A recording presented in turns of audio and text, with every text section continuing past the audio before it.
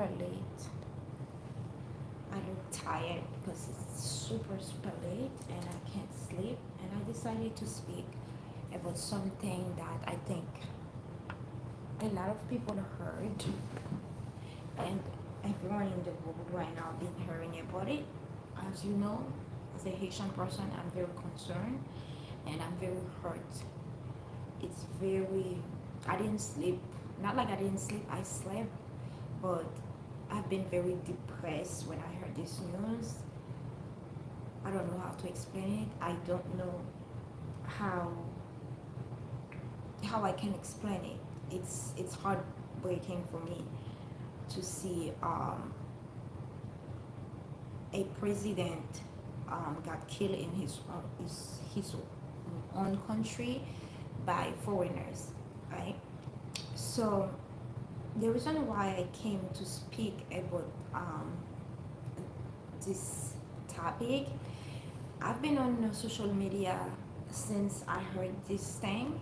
Again, I don't have a TV at home. I try to escape from bad news, but I always get it from Facebook or the social media. That was on Facebook. I first heard when I found the news when they said, "Oh, the Haitian president got killed." And since then, I've been following the news. I've been following the story. Usually, I don't really pay attention to this type of craziness, but when it's something that I'm really concerned, I care for, and it's not only for it's a whole nation. You know, it's my culture. It's where I'm from. It's my blood. It's that's where I'm from, and it is very hurtful to see your people, your country is destroying like that. So since then, they capture a lot of oh my god, maybe I should just speak Creole. You prend packet. I'm gonna speak in Creole because I am speaking about something that happened in Haiti, and I'm sure a lot of Haitians going to watch that. So I want the Haitian people to be able to understand, because not all Haitians speak English or speak French or speak whatever language. So the only language we can really um, communicate with no drama, with no problem, is Haitian Creole that we fought for. So ça me vle di, mwen vle pale de sak pase an Haiti. Président Jovenel Moïse dat yo touye avant-hier. Était hier ou avant-hier? Tellement fait mal avec l'histoire ça. Moi pas même songer. J'en ouais fait fatigué là, ouais. Et depuis les bagages ça passé, m'a plaidé suivre news, pas vous dire à la télé, m'a télé la caille parce que vraiment pas regarder télé. Les mots bagages il vraiment fait mal émotionnellement et mentalement. Et il touche me deep. So, ça me plaît dire, moi pareil ça sur Facebook et moi j'étais choquée, moi pas quoi c'est vrai. Après, moi réalisé waouh, c'est vraiment réalité. Ça me plaît dire ça. Depuis m'a suivre information, m'a suivre ça y a dit par comment monsieur a fait mourir. Madame Messia, il fout l'en balle, il fout les combien de coups de balle, il est obligé de courir en Floride avec madame. Premièrement, ça me plaît dire. Premièrement, Haïti, son pays, franchement, si nous pas mettre tête nous ensemble. Et pour le moment, ça me pense c'est à prière, parce que je crois dans la prière. Et je respecte Vaudou, je connais ce culture pays nous, but dans la vie, si on bagaille, on observe, bagaille la pas jamais mener positivité, il pas jamais mener un fraîche, un bagaille fraîche, faut que changer, pas vrai? Parce que pas qu'à tout le monde a parlé de Vaudou, Vaudou me parle Vaudou faire rien pour Haïti, pas focaliser sur ça. But moi personnellement, j'aime des problèmes, je prie, bon Dieu aide, right? Je pense que c'est bon Dieu aider, il a aidé toute une nation, il a aidé tout un pays, il a aidé toute bagaille. So, si vous observez un bagay, il pas qu'à aider, il pas qu'à mener une bénédiction, c'est qu'on est toujours sans négativité. Faut qu'on essaye pour voir est-ce que c'est normal. Anyways, je ne vais pas focus sur ça, c'est pas des religions qui viennent parler. Ça me vient parler, c'est pour, ouais, un pays en tant qu'Haïti, un grand pays, non parmi tous les pays caribéens, non parmi tous les pays noirs, c'est nous-mêmes euh, qui fait l'histoire des Noirs. Ou me dit Haïti, c'est un pays qui baille toute noire indépendance. Haïti, c'est un pays des comment on dit ça, des indépendances. Peu importe quand tu es sorti, si pas ou de pour arriver en Haïti, ou gagner freedom. Un pays comme ça, pour un madame président qui doit malade, prend en situation de grave, on va même qu'à parler. Pour nous pas même gagner un bon hôpital la caille nous, bon docteur pour bal soin, nous qui genre de want ça y est. Nous obligés courir prendre avion ou imaginez comme même si c'est 45 minutes d'avion ou de Haïti en Floride, but imaginez si bon Dieu pas que madame nan te ka mourir ou soit si nous avons un bon hôpital, nous ne sommes pas obligés de venir à monde. Ça veut dire, ça me veut dire. Politiciens, ça y est, problème Haïti, c'est corruption, c'est l'égoïcité, c'est vorace, c'est penser à quelle tête pam, petite moi, madame moi. Nous pas penser collectivement, nous pas penser à une race, nous pas penser à une nation, nous pas penser à la culture. Et n'importe pays. Nous pas de tête ensemble. Même si nous bagaille. Moi comprendre, moi toujours prendre temps pour comprendre le peuple noir. Parce que je suis noir et moi toujours lire des histoires la caille moi. Depuis les États-Unis, moi pense différemment parce que moi ouais ça a passé peuple noir, oppression y a passé. Parce que des bagailles, bon temps faut qu'on dit c'est assez. Parce que en tant qu'haïtien, nous pas même passer avec reste noir. Haïtien toujours une fierté sur lui. Parce que nous gagnons indépendance nous en premier partout dans le monde en tant que peuple noir. Ça veut dire nous-mêmes, nous prenons, c'est pour ça ouais dans tout pays noir, dans le Caraïbes là, Haïti c'est le pays qui gagne plus, comment on dit ça, on va dire close, on va utiliser le créole, qui gagne plus en commun avec Afrique. Parce que nous n'avons pas traité trop longtemps dans l'esclave, nous n'avons pas détruit la culture africaine. Et nous créons notre propre langage, nous avons notre propre pays. Ça veut dire, ou prend indépendance, ou gourmet, ou prend indépendance. Nous avons un problème, nous vous race. Nous gagnons jalousie. Nous pas voulons l'autre avancer, nous pas tête ensemble. Tête ensemble sont bagailles qui vraiment et puis nous vicier. Les m'a dit nous m'a parlé de nous toutes parce que haïtien et tout. C'est le moment pour nous dire la vérité. C'est ça qui fait Haïti pas avancer. Et pas sauf Haïti non, pays en Afrique aussi. La corruption des noirs. Pays noir, c'est pays qui pas avancer à l'avant.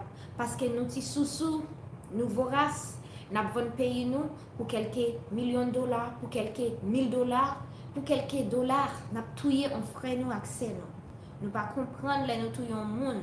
Nous pas connaître qui ça nous dans la tête pour faire une différence. Nous pas connaître si on rêve nous détruit. Parce que nous tellement voraces, nous juste penser à pouvoir. Nous pas penser collectivement. Ça me voulait dire encore. Bagay ça sont bagay qui très grave. Et je commence à connaître plus de Haïti, bagay de Haïti encore. Bon, moi faire recherche. Recherche c'est pas assez. Lors des amis qui fait dans le pays, qui grandit dans le pays, qui cadeau et qui éduqué, qui cadeau vrai bagay ou vinn gon différentes façons. Première fois je connais plus de Haïti, je commence vraiment ouais tout bagay différent. Se mte kon madame haïtienne, on nounou, qui t'a nani, m'pa kon ki je rele san créole. Moun kap gade ti moun pou, li te fek sot Haïti. Madame nan très éduquée. Madame nan fini toute l'école li. Madame nan obligé quitter Haïti pour venir commencer à zéro aux États-Unis. Elle m'a posé une question, li gen bon travail en Haïti, li gen la rage, li expliqué me dit, li non travail, c'est li cap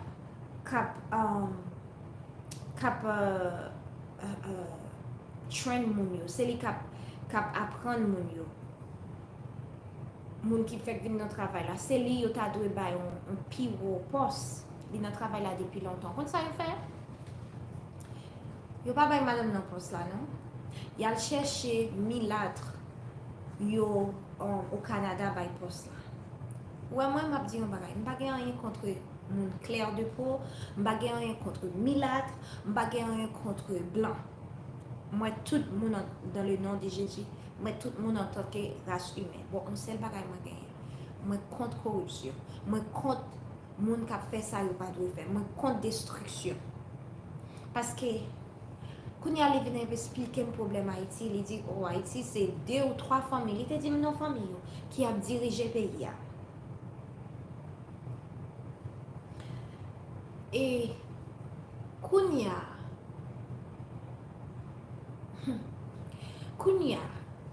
Jovenel Moïse mourit. M'a pris un paquet de bagages sur Facebook, il a passé vidéo. Et te gen messia qui t'a parlé, Jacques Sauverjean, Jacquito, pour monde qui connaît en tant que chanteur d'haïtien, le chanteur du compas. Là, peut expliquer parce que qu'on y a entré dans la politique, il connaît, mais il a monsieur ça très bien. Là, peut expliquer qui gens, c'est monde ça qui a empêché Haïti pas avancer. Et Jovenel Moïse, il voulait contrôler Jovenel Moïse. Jovenel Moïse, c'est on est Jovenel Moïse, c'est on dessalé, mais pas de quitter mon diriger. Et aussi, quand ils ont mis en Haïti, pas en Haïti, non, qui grandit en Haïti, il expliquait, il dit comme ça, que en Haïti, mais c'est à tes besoin de changer la constitution. Parce que la constitution Haïti, il protège les mulâtres que les noirs de peau. Et on connaît des choses qui sont sales là. Malheureusement, c'est propre haïtien pareil. Ouais, ça m'a dit police nationale, police concernée, sécurité concernée. Tout le monde qui travaille avec messieurs, ça, il doit prendre, mettre en prison, ou soit prendre, faire parler. Pour qu'on comment, moun ça, fait entrer. Je ne connais pas ça, Jovenel Moïse fait. Mais on va dire, non, haïtien pas jamais content à n'importe président qui gagne. Nous croyons un peuple fou. Depuis que je connais un petit monde, moi-même, depuis que je regarde la télé, malgré que je ne pas grandi en Haïti, depuis que je regarde les news en Haïti, c'est toujours gourmet pour président ça pas bon, président ça pas bon.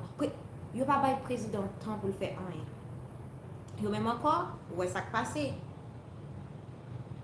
Ça va très bien, Jojo. Ça va pas très bien. Tu peux me voir, je suis très fatiguée. Malheureusement, ce qui se passe dans mon pays en ce moment, ça me dérange beaucoup. Et où est-ce ça qui passait? Kounia, Haïtien pas jamais content des présidents. Ils toujours voulu faire coup d'état, ils voulu brûler. Si ils pas content, bon tout bagaille. Ça c'est pas bagaille intellectuel. Ou pas ou doit la rage, ou qui doit pas d'accord avec un parti politique. Est-ce que ça veut dire pour aller le détruire? Bon, et puis bon me dit un bagaille. Attendez, c'est Milad qui dirigeait.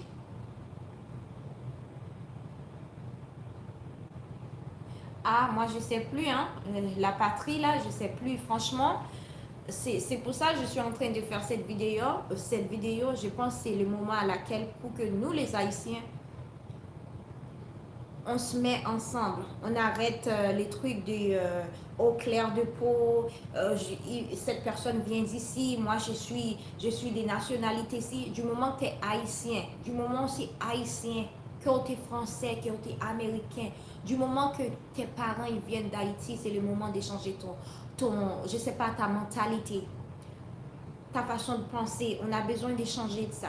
Parce que tout ce qui se passe en Haïti en ce moment, c'est un problème de couleur, un problème de niveau social, un problème de... Il y a tellement de problèmes en Haïti, franchement, ça me donne mal à la tête. Pour un peuple noir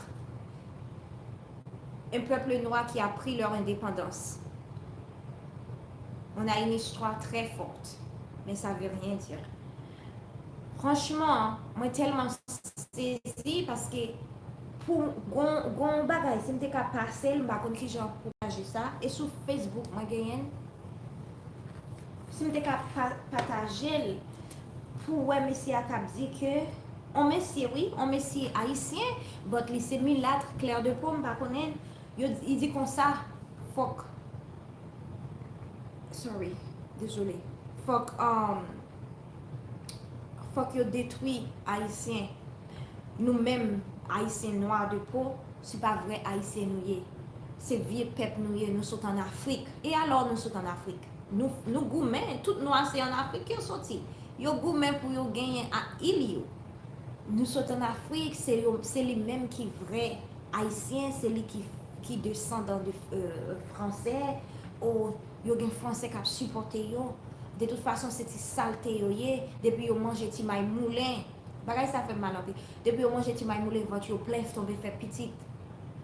Li kabayo 2 3 5 comme nous même encore n'a crasé propre race. Et c'est vrai. Vous connaissez ce qui est problème avec nous les noirs? Nous pas gain tête à tête. Mais mon couple qui pas gain tête à tête, il pas bon. Depuis ouais ou à un monde, que ce soit c'était relation, que ce soit c'était un business, que ce soit c'était dans politique, depuis ou pas qu'à gain tête à tête. Puis mauvais bagay qui te ka gagner dans culture noire, dans pays noir, problème non, c'est que nous pas gain tête à tête. N'importe qui qui venir, il bon parole sur ça, n'importe qui qui bon 5 ans pour craser l'autre là parce que nous pas soudés, nous pas forts, j'en étais fort longtemps. L'autre esclavage ou briser esclavage ou rive côté rive ya ou te doit là même si on te veut bon l'argent camper derrière faut assez parce que c'est pas l'argent ou là ou défendre une race ou défendre une culture ou défendre un peuple ou défendre langue ou défendre tête bagay comme ça nous pas gagner encore. Et c'est pas sauf en Haïti qui comme ça nous même moi vivre ça avec propre nègre noir ex-mari. C'est pour ça moi même pas deal avec bagay monde qui gagne ti mentalité. Soit on nègre ou pas fort ou pas qu'à bon côté parce que nous sommes femmes intellectuelles, nous sommes femmes qui connaissent race, nous sommes femmes qui connaissent ça dans la vie. Depuis on nègre, ou connaît ça y aurait le low self esteem. Ou toujours sous-estimer tête ou pense au besoin blanc bon côté pour arriver. Ou pas vouloir votre propre race, ou pas besoin parler avant, ou pas besoin d'entendre. Si vous avez problème insécurité, faut qu'on chercher aide pour booster insécurité parce que c'est ça qui a passé dans la race la caille nous là. Si nègre noir par un petit nègre noir. Jovenel, c'est ton petit nègre noir qui te voulait changer un peu. Qu'on y a pas de ça arriver. Qui j'en voulais pour mettre courant en Haïti, les riches, c'est comme ça qu'ils fait l'argent. Hello, how are you, Kinsley Benoit? Qui j'en voulais faire ça? Parce que pour eux, corruption, n'est pas bon pour pauvre, corruption bon pour riche. Parce que riche a devenu plus riche, pauvre a devenu plus pauvre. Et c'est ça qui a passé dans pile pays. Même aux États-Unis, il y a une pile corruption. C'est juste qu'ils font différemment. Dans toute politique, il y a corruption. Mais Haïti, corruption, nous c'est trop. Les trop, quand il y a là, nous arrivons à l'autre niveau. Nous sommes propre président. Et puis, après ça très bizarre. Depuis l'MT, ouais, gang prend la rue. Quand on entend des têtes comme ça, gang prend la rue, gang rive, la prend mon en live pendant qu'on a parlé. Eh bien oui, le pays ne leur appartient pas aussi, je sais ça. Mais dans leur tête, tu sais, les gens, ils ont une façon, genre, parce que je suis claire de peau, mais c'est nous les Noirs qui leur donnent cette mentalité. Quand tu regardes les gens, oh c'est un blanc et tout, ils viennent dans ton pays. Laisse-moi te dire quelque chose. Moi, je vois tout le monde pareil. On est la race humaine. J'ai rien à foutre que tu es blanc, que tu es chinois. J'aime tout le monde. On est égal. Quand je vois une personne, quand les Haïtiens, partout on a besoin de voyager, on a besoin de visa, pas vrai? Les Blancs, ils peuvent venir chez nous, ils ont besoin de rien. Et tu sais quoi? Malheureusement, nous les Haïtiens noirs de peau, on va même parler langue ça. Nous les Haïtiens noirs de peau, on va parler en créole. C'est nous-mêmes qui nous baillons plus valeur que propre Haïtien, pas nous, qui nous-mêmes frères et sœurs. Bon, on bagaille. Ouais, bagaille Haïti, son bagaille qui est tellement dégueulasse. Parce que bon, Haïti a un problème, un paquet de problèmes. Entendez, en Haïti, si on parle créole, il n'y a pas vraiment, ou aller non côté, non cabinet d'office, ou je ne sais pas qui côté, il y a des gens qui parlent français assez li, ils regardent bien. Bagay comme ça pas de faire. Ça c'est bagay l'imbécilité. Bon parce que ouais, c'est langue où tu es gourmet pour les première langue en Haïti, c'est créole. Et c'est pour ça, bon peuple noir, c'est pour ça nous dans cette situation ça, oui. C'est désignant l'esclavage, blanc très intelligent. Là, on a besoin de détruire mentalement, pas physiquement. On nous te met battre moi ou mettre cicatrice sous pomme. M'aller aide moi dans quelques jours ou doit pas même moi cicatrice là. Bon, l'on détruit mentalement, il là forever pour la vie. C'est ça blanc fait nous. Et m'a parlé de ça, moi pas rien contre blanc. Bon, moi obligé de parler de ça parce que nous toujours vivre des oppressions. Aux États-Unis toujours des bagages ça qui passé, il y a tout les monde noir matin midi soir, monde noir pas les mêmes droits. Quand y a nous dans pays nous gourmet pour lui, quand y a même race là parce que yo des couleurs de peau ou soit c'est des descendants blancs ou c'est blanc yo la caillou bien accueilli yo ou ouvrir porte pour yo fait business yo mieux que la caillou yo même encore qu'on y a yo même y a dit c'est pas pays non pays qui est lié et haïtien campé en général haïtien juste là y a fait rester avec yo moi me gèle pas un haïtien chez moi ouais moi m'pa jamais folie à faire sous devant monde. M'bakè ou t'es blanc, m'bakè ou t'es riche, m'bakè ou t'es si. M'abdou ça me pense ya et m'pas besoin d'un deal avec moun qui n'a corruption. M'da préféré mourir pauvre que m'abdil à moun qui a corruption. Et c'est problème ça. Peuple noir nous trop vicieux, nous trop malpropre. Et les m'a dit peuple noir m'a pas parler que pour haïtien, m'a parler pour tout peuple noir en général. Nous vicieux, nous malpropres, nous pas tête ensemble. Nous pas respecter l'un à l'autre, c'est pour ça nous côté nous hier. Nous jalousie. Si nous remet les abdi, she is the first black woman, he is the first black woman. La première femme noire, le premier homme noir qui a fait ces trucs. Non, nous pas besoin on sel, nous pas besoin pour nous compter sur douette nous. Faut nous en pile. Comme ça, ou pas ouais Jean juif c'est un gros race non. Ou pas ouais Jean yo c'est yo qui diriger le monde parce que yo gagne tête ensemble.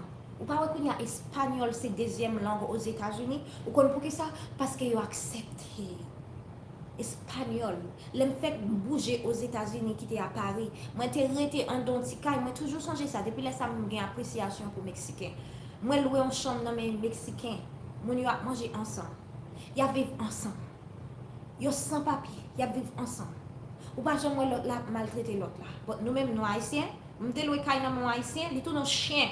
Il dit, m'baka baigner dans ça, m'baka si, m'baka ça. Peuple noir, son peuple mauvaise race, mauvais chien. Ou ka ça même avec nègre noir. Nègre noir, li pour une femme noire, la maltraiter le coué chienne, même si femme nan t'es bon, il t'a passé de misère avec elle. Kou, li pour blanche là c'est ti bagay li. Mentalité de bête, mentalité de con, la mentalité d'imbécilité. C'est problème ça qui fait côté nous hier. Nous faisons blanc confiance facile parce que pour nous, nous pas fait, ou pas haïtien toujours. Haïtien pas fait haïtien confiance non. Nous pas jamais tout pas fait blanc confiance. Ça c'est façon toute mentalité ça yo c'est l'esclavagisme, yo mettez dans tête nous pour nous pas respecter race nous, pour nous pas respecter frère nous, pour nous pas aider l'autre. Et haïtien, moi, les haïtiens qui travaillent avec. Un haïtien travaille avant, depuis commencer à traiter le bien. Les pensions sont égarées, ils ne pas respectés. Ou moi, les gens qui travaillent avec. Haïtien, Yo pas respecté haïtien pareil yo parce que yo gen habitude les travailler au monde moun nan traité yo comme esclave. Moi même pas grandi dans bagay comme ça. Traiter monde, tout le monde c'est même. L'on pas traité yo comme ça, yo pas trouvé ça normal. So c'est le moment pour nous prendre indépendance nous dit l'union fait la force là. M'ta mais connaît si nous utiliser mot ça juste pour son français parce que vu que nous remet français nous pas connaît français c'est langue qui détruit nous on langue nous pas même qu'à parler plus de 80% population c'est créole haïtienne parler depuis le monde pas parler français n'a regardé sur apparence moi même cap ouais cap mettre mot français ça on pas care de la langue française moi grandi en France tant mieux pour moi votre première langue moi c'est créole parce que moi apprendre culture je connais racine moi je connais côté me sorti je connais pas en français de sang je suis en français d'acheter je connais pas en français pas côté me pays pas ça côté racine moi sorti c'est en Afrique je connais qui ça m'était passé en bas yo pas oublier c'est pas pour dire me railler français non je pas rien contre la nation on bagay m'a dit non n'oubliez trop facile n'a jugé frère nous assez nous sur apparence moun nous t'a doit juger c'est lui n'a chouchouté pour qui ça pour couler nous pas un esclave encore couler pas veut dire rien chéri couleur là actuel en fait couleur gain couleur noir gain les plus important soit aller des maladies moun noir les plus protégés lorsqu'on moun noir so m'pa connait pour qui ça et aussi bagay ça fait me parler toute parole m'pa ka focaliser m tellement raille l'aime tande bagay moun raille moun a fait corruption moun a fait bagay l'imbécilité moun pa gete tête ensemble parce que moi subi ça avec propre mari bon m'dou bagay ma bay une petite histoire de moi-même. Vous connaissez ça fait me venir ouais j'étais en France, je pas jamais entrer dans bagay du comme ça parce que je pas senti oppression comme ça. Au monde qui grandit en Europe et au monde qui grandit aux États-Unis, c'est deux mondes différents. Tout le monde a dit ça. Ou pas ouais raciste là aussi fort. Ou pas ouais bagay ça yo cap passer comme ça. Kounya doit la France changer, ou pas ouais ça vraiment. L'aime venir aux États-Unis, autant de moun a touyer moun noir chaque jour. Lo à l'école c'est que bagay esclave y a pas là même story what read in reading c'est bagay y a reminding you and that's something you can ou pas qu'à oublier parce que tout temps ou attendre moun s'attirer moun ou attendre inférieur vous connaissez ça fait pas même moun qui parle mes tête yo moun qui a cherché appréciation dans l'autre nation au lieu d'apprécier propre race les m'a dit ça c'est pas que pour haïtien non n'importe race même si tu es blanc de pour pas même blanc pareil pas venir bon côté parce que avant remettre un monde avant remettre l'autre faut qu'on remette tête si pas remettre tête ou pas besoin de remettre monde 100% parce que il y a des situations pour le passer dans la vie c'est là où parler que ou même pour un jour pour être pour regarder tête dans miroir pour dire moi fier de ce monde moi peu importe ça été fait moi pas jamais baisser les bras parce que me connais qui est moi moi connais qui racine moi connais qui monde moi moi connais histoire c'est ça qui fort un monde de bien et c'est ça qui fait Haïti lié même si on écrasé Haïti on cherché faire toute bagaille Haïti toujours une histoire sans pas changer c'est première histoire dans le monde vous comprenez so histoire c'est histoire qui fait fort grandir qui fait fort avancer moi voulais dire nous ça un monde qui paraît mais race un monde qui a pas apprécié l'autre monde avant d'apprécier tête li monde ça il pas jamais arriver côté lié même si vous arrivez ou pas jamais heureux avec tête maintenant divorce moi t'es marié à un nègre m'a prend un bagaille un nègre qui gagne beaucoup de succès ils sont docteurs tout bagaille nègre ça problème moi avec il pas remettre tête li l'aime dit pas remettre tête li c'est pas juste pas remettre tête li non il pas apprécier c'est un nègre noir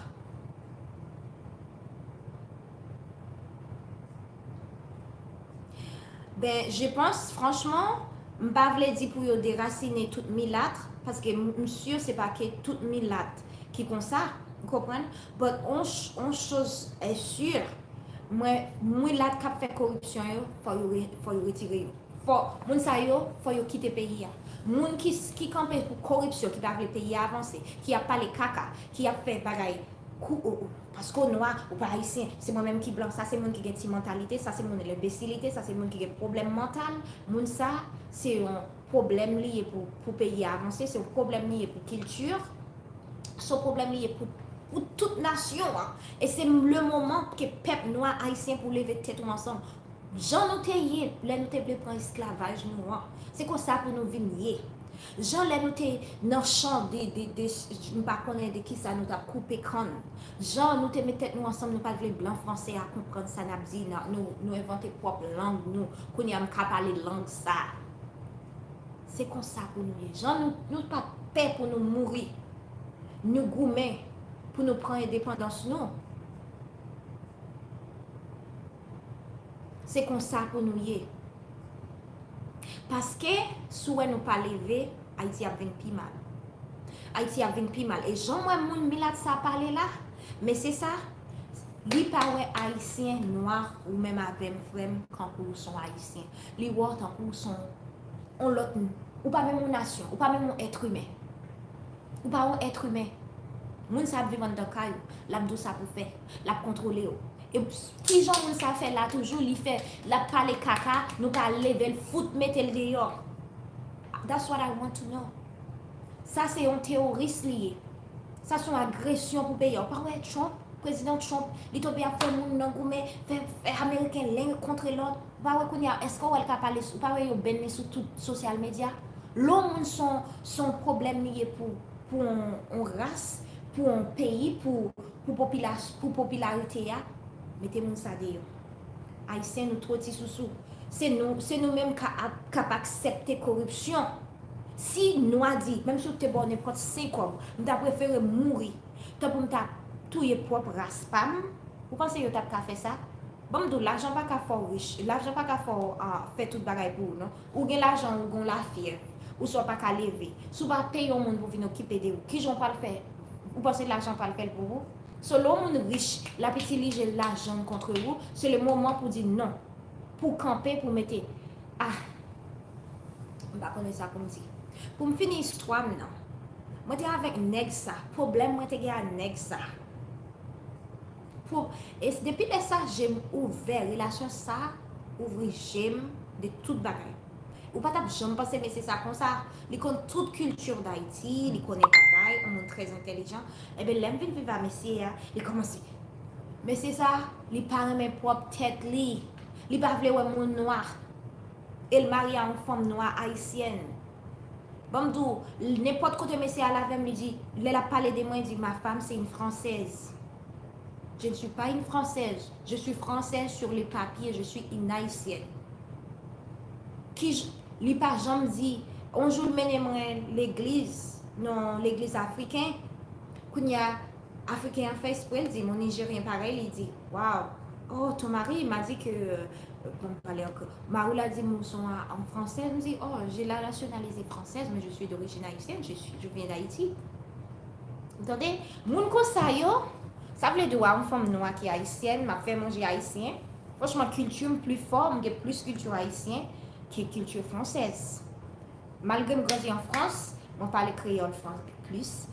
Quand je parle créole plus, depuis les aux États-Unis, je comprends la culture. Je toujours fait manger haïtien. Quand je après ou pas jamais dire c'est haïtien, toujours dit française. Lorsque je dis aux États-Unis un monde français, je parle pas sur un monde blanc. Vous avez un monde noir qui grandit en France, ou soit il a une nationalité française. Donc, qui parle pas là, un monde pour arriver, pour dire que vous avez une nationalité française, les États-Unis pas care. So, pour me dire, je ne peux pas même comprendre, c'est après, moi, chaque coup, là, ça me toujours dit, oh, je viens d'Haïti, je suis d'origine haïtienne, je viens d'Haïti. C'est après, là, je commence à avoir des problèmes avec. Les amis blancs, tous les amis, c'est blanc. Nous sommes restés dans le quartier, nous sommes une deuxième famille noire. Son bagage qui passait, depuis là, on commence à railler, messieurs. Son bagage qui passait, un petit petit qui a joué, un petit petit, non, un petit adolescent, 17 ans ou 18 ans, qui joue football, c'est deuxième famille noire. Non, devant Kay Maman. Gon monsieur blanc, raciste. Pour les gens qui connaissent plantation Florida, nous connaissons plantation de vie, c'est côté raciste. Il y a des côtés dans côté ça, très raciste. Quand il y a des gens qui jouent football, pas vrai? Pas football, non, basket, devant la Kylie. Monsieur blanc était comme ça. Et pas même Kylie, non, petit garçon noir. Kylie, maman l'a acheté, il y a un quartier depuis longtemps, oui, américain noir. Et blanc même fait venir loin Kylie. Il dit, il vient jeune Marine, non, il dit Marine, non.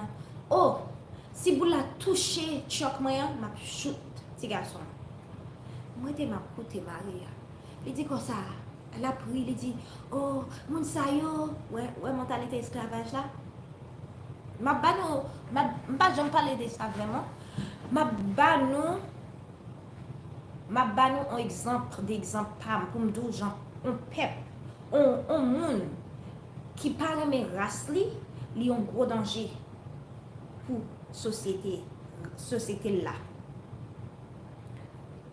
Il dit il commence à critiquer mon yo mais c'est oh mon ça yo pas jamais couper zeb yo ah m'oblige dit on tout bagay les monsieur a parti me dit pas honte pour nèg tout temps y a touyer nèg moun noir États-Unis pour son nèg noir sorti en Afrique au Nigeria on nèg noir pi noir passim pour on nèg blanc raciste ex-military pour venir pour dire on ti moun k'ap jouer la Kylie non Kylie ti moun non maman a chez Kylie on kaka fait move dans Kylie là pour dire si ti moun nan toucher balle chocolate si balle on toucher chocolate la tirer ti moun pour être en tant que nèg noir pour parler caca avec monsieur ah on a discussion avec l'aime vinn discussion tout le temps les gens amis blancs Jacksonville c'est oh quand ça fait comme ça c'est parce que haïtienne pas vous connaissez mon ça yo on quitte mal propre excusez-moi li l'aime vinn a quitter propre petite moi les mal chercher petite moi dans l'école je vais mettre petite moi moun blanc yo camper yo pas vle me camper petite moi chaque fois venir dans court avec madame blanc vous connaissez ça dans tribunal la parler moun pas même connaît moun mal propre ça yo pas même connaît yo excusez l'engagement oui but moi obligé parler comme ça c'est moun y aurait les corruption il y a toutes sortes de corruption si de corruption passer dans divorce ça mais c'est ça utiliser tout le monde qui gagne power parce qu'ils sont docteurs moun penser oh lui c'est ça il mettait il prend son affilié et puis vacabon tête li pif ça c'est bagaille y aurait la corruption l'homme pas remet tête li l'homme pas remet race li on pas remet propre moun la kailia moun a chercher moun à l'extérieur ça veut dire ou a chercher comment on relève ça ou chercher pour mon doux ou bon c'est comme si vous voulez montrer où sont différentes noirs ou pas même genre l'autre noir moi même différent toujours amener moun la caille là moun pour faire this moun pour faire that moun qui c'est comme si c'était avec un président pays bon ton bagage ça pas te faire rien si tu as un président qui traite comme une reine qui te voulait faire une différence dans la communauté des noirs on t'a senti ma roi but on pas un monde qui a mangé tout seul on grandit dans la communauté papa c'est monde qui a bail monde tout le monde pas même connaît l'aime voyager commencer voyager aux États-Unis depuis mon entendait oh petite interloué oh papa ti fait ça c'est un monde très bagay la bail moun leçon moun qui pas connait li moun qui pas connait bagay plus c'est un monde qui te care des communautés so moi même pas grandi dans bagay vendre tête moi pour l'argent ou vendre tête moi pour bien matériel parce que je pensais collectivement je pensais les moi on bagaille dans la communauté ça fait mal je pas juste penser à tête moi oh sont différentes noirs je senti mieux je dormir bien parce que moi ça yo si yo dans ghetto yo pas semblé ou moi même son femme qui grandit qui différent non pas différent chérie pas différent et c'est pour ça que je viens parler de ça moi prend moi prends un exemple de ça qui est passé. Parce que nous devons penser, ça pas rien, mais c'est un gros bagage lié. Là où on dit avec un monde qui peut apprécier mon nié, mon ça, c'est lui qui a détruit. C'est lui qui a détruit. Un monde où tu es fort pour supporter l'une et l'autre. En tant que peuple haïtien, peu importe côté tu es, depuis le peuple haïtien, c'est frère sérieux. Parce que nous tous dans le même combat, nous tous dans le même peuple là. Surtout, ou quitter l'autre monde vient mettre des unions entre vous-mêmes. C'est pas qui sale pour l'autre monde à payer frère pour tout yo. Moun ça pas même respecter. Et c'est la raison pour laquelle yo pas respecter moun noir parce que moun noir pas respecter tête yo. Pour moun respecter, faut qu'on respecte tête, faut qu'on respecte culture, faut qu'on respecte race, faut qu'on respecte frère et sœur, faut qu'on fier. Ou pas attendre de la femme la plus jolie, c'est la femme confidente. Ou mettre une femme laide, depuis femme n'a confiance dans tête li. Femme n'a connaît ça vle. Ou dit femme n'a laide de sentir belle. Il attire l'autre nègre parce que moun attiré par confidence. C'est même bagaille là pour une culture, pour une nation. Lorsque c'est haïtien, ou doit fier de tête ou. Merci chérie. Ou doit fier de tête ou. Parce que m'oblige de parler petit, m'pas connaître ça pour encore. Franchement, ça m'a envie faire. D'aller en Haïti. Puis gros rêve moi, c'est aller dans le pays noir, cher, aider à avancer. Bon, m'geti mon petit, m'a cher en custodie avec un caca, en mentalité perdue, m'pas ka quitter pays. On connaît tout haïtien rêve yo, c'est venir vivre dans les États-Unis. Al vivre en Europe. Moi, je ne pas sentir bien m'a vivre dans le pays ça. Rêve moi c'est aller vivre en Afrique, aller vivre en Haïti et des peuples pareils. Et pour ça m'apprécier fille qui relève Marlia. Elle a fait un travail exceptionnel, l'ambassadeur Mali.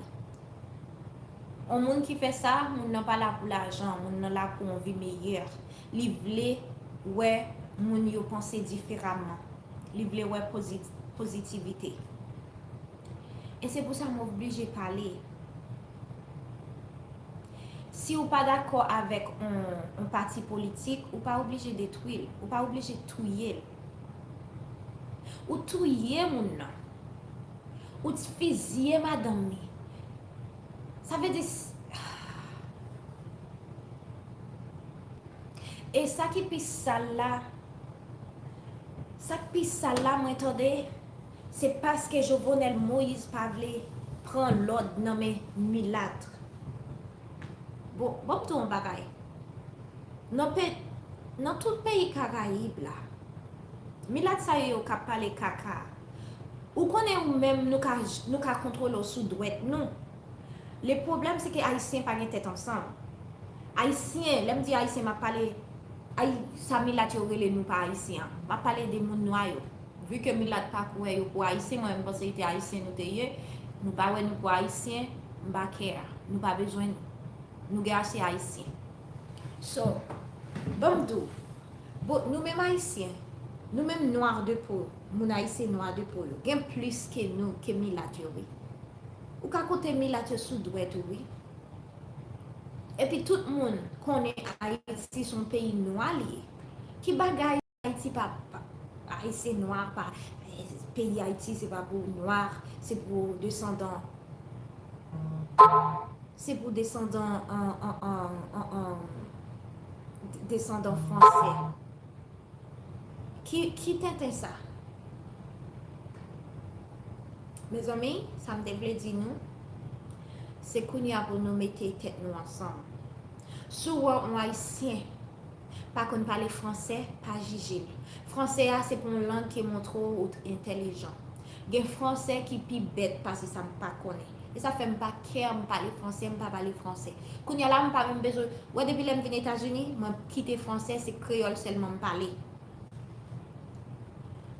Un haïtien, pas de l'argent, nous elle pied à terre, sous cahier aider. Un haïtien, pas de papier, il pas qu'on parler anglais, sous cabal support aider. pas juger moun sous apparence. On moun pas kon li, ou pas kon histoire, ou pas kon ça le passé. Pas juger, pas dire c'est imbécile. Assez les moun gros soulier. Assez les moun mode. Assez bay non, assez moquer des moun. C'est bagay ça yo, ça nous pas comprendre. Ouais, l'insécurité, c'est ça qui a agi sur moun noir. Parents nous, depuis à l'âge très jeune, ils apprennent nous pour nous pas apprécier propre tête nous. Les parents pas jamais doux ou jolis ou belles avec couleur de peau. Petite fille, lui-même, il dit non, maman, oh, je ne suis pas noire, je suis brown. Il dit non, you black. And I said, you are a beautiful black girl. And I told my daughter, before she don't used to, because she goes to the school, kids here, black kids here, they get very, they don't know. You have to educate your children. You have to show them love. That doesn't mean you don't have tough love. I scream on my children when they don't do what they have to do. But I have to let them know they're beautiful black children. They're beautiful black queen, and they don't have to change themselves. They should accept themselves the way that they are. And this is what we have to start teaching our children in our countries, our population, our race. Accept you for who you are. You have Haitian accent, so what? You're Haitian. You should be proud because you earned this. Ok, accent haïtien, c'est accent ou te gourmet pour lui. Ou pas parler l'autre langue, so what? Créole c'est langue. Ou pas parler l'autre langue bien ou parfait, ou pas depuis qu'on travaille, so what? M'pas dit nous pas apprendre langue bien non, mais moi j'ai ça dit nous pas ignorant. So c'est pas tout le monde.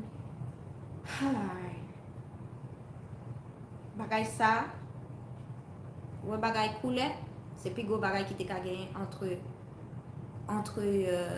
noir et blanc. Bagay couleur,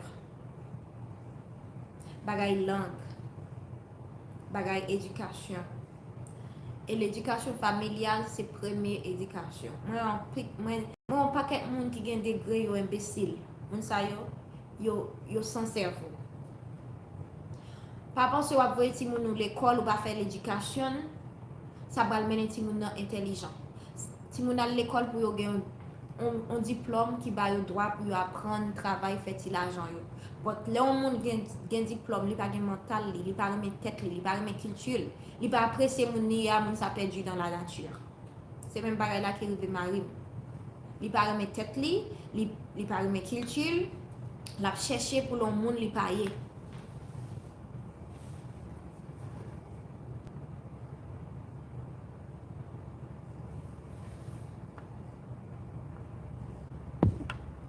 Les couper contrat volé yo et bien fâché juste. Eh ben, qui contrat te coupé? Eh ben ça m'a dit et ti nèg k'ap touye ti nèg. Ou pas tande nèg noir, nèg mulat la dit ça, il dit c'est ti vicieux nouye, c'est ti grand gou nouye, li même encore la baille on est pour 50 corps pour touyer, pour les touyer l'autre. Et c'est pas qu'en Haïti ça fait aux États-Unis. Regardez tout le monde activiste qui a essayé gourmet contre bagay yo pas de faire noir. Ou pas yo touyer yo. Et yo utiliser un nèg noir pour touyer yo. Ça c'est bagay, ça c'est assez. Toujours dans situation ça fait trop longtemps haïtien pour indépendance pour yo dans mentalité ça. Me comprendre États-Unis yo dans esclavage pour longtemps. Yo toujours des mentalités et yo pas apprécié malgré yo ici yo pas apprécié en tant qu'américain. Il est difficile là ou grandi dans pays ou fait dans pays ou pas une propre culture ou pas une propre langue et puis pays a pas accepté il est difficile pour apprécier propre tête parce que ou perdu ou pas connaît qui moun ou troublé. But en Haïti, un Haïtien qui a une culture ça, qui connaît les points d'indépendance, qui toujours pense fort, les gourmets, les bas français, les Haïtiens, les pour faire caca ça toujours, pour qu'ils sortent gourmets là. Et bien plutôt t'es bail blanc pays en fini, plutôt t'es toujours quoi Martinique à Guadeloupe, yo toujours en bas français. Pour qu'ils sortent prendre indépendance, pour qu'ils sortent un drapeau, pour qu'ils sortent une langue. Pour qu'ils sortent quitter milat qui pas vle ou pour tuer frère ou encore. En tout cas, moi, j'entendais des paroles que Jacquito parlait. Jacquito son tête fort.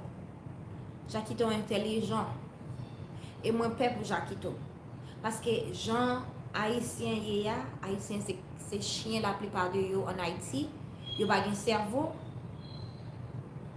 Il faut Jacquito faire attention. Parce que l'étape expliqué boulos, je ne qui j'en relais. J'en ai que ça, c'est eux-mêmes qui parler avec eux, connaissent ça qui a passé. Franchement, avec l'information, ça nous gagnons, nous ça parler.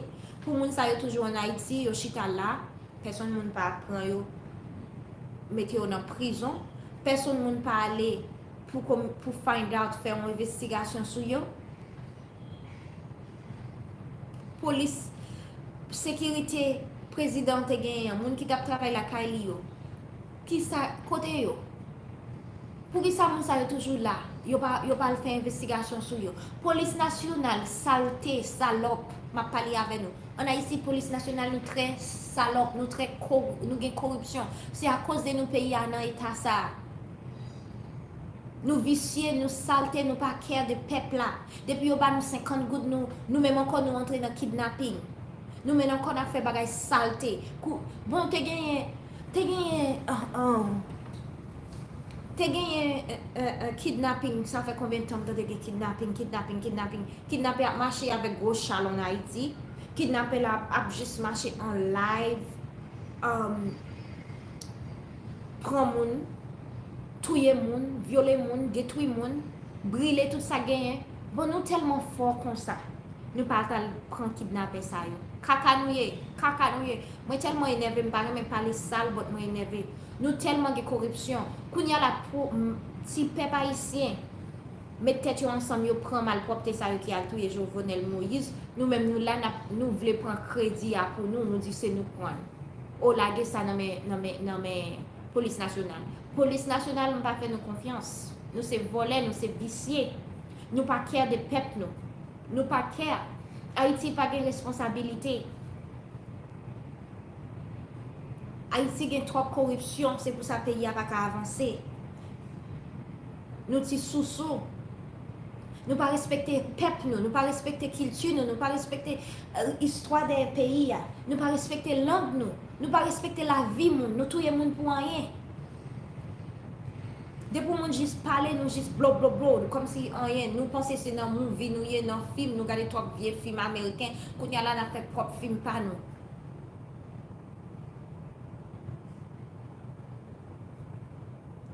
L'égoïcité, c'est plus vieux bagay qui te gagné parce qu'on pense qu'il y a tête ou pas penser à derrière. Moun qui vraiment égoïste là, même à petit il va penser. Et c'est pour ça nous dans la situation nous y est. Ou pas ouais nèg noir, la plupart nèg noirs aux États-Unis, y a dit oh la femme noire ou pas ouais vraiment genre nous sont nous, l'aime dit nous m'a parlé de tout noir en général. Ou pas ouais genre esclavage vraiment détruit nous si nous pas mettre tête nous ensemble n'a détruit et pour être honnête avec nous moi j'ai l'impression femme noire plus intelligent parce que la plupart des nègres noirs ou pas ouais femme noire parler comme ça femme noire juste focaliser sur ça yo gagne pour yo faire ouais femme noire à l'école yo fait étudier yo fait bagaille yo fait nègre noir c'est yo même encore cap détruire femme noire. Et puis, il aurait été dans le joli, dans le gros média, il a dit, oh, femme noire pas rien, moi-même préfère pour femme blanche, femme nudie, femme ci, femme ça, mon te met à passer misère avec yo, yo pas de gagner un coup, yo vient dans bagaille, yo dit, femme non pas bon. Ça, c'est mentalité d'esclavage. Ouais, depuis qu'on nègre, une mentalité d'esclavage, ou te mettre sortir, il n'y a pas besoin.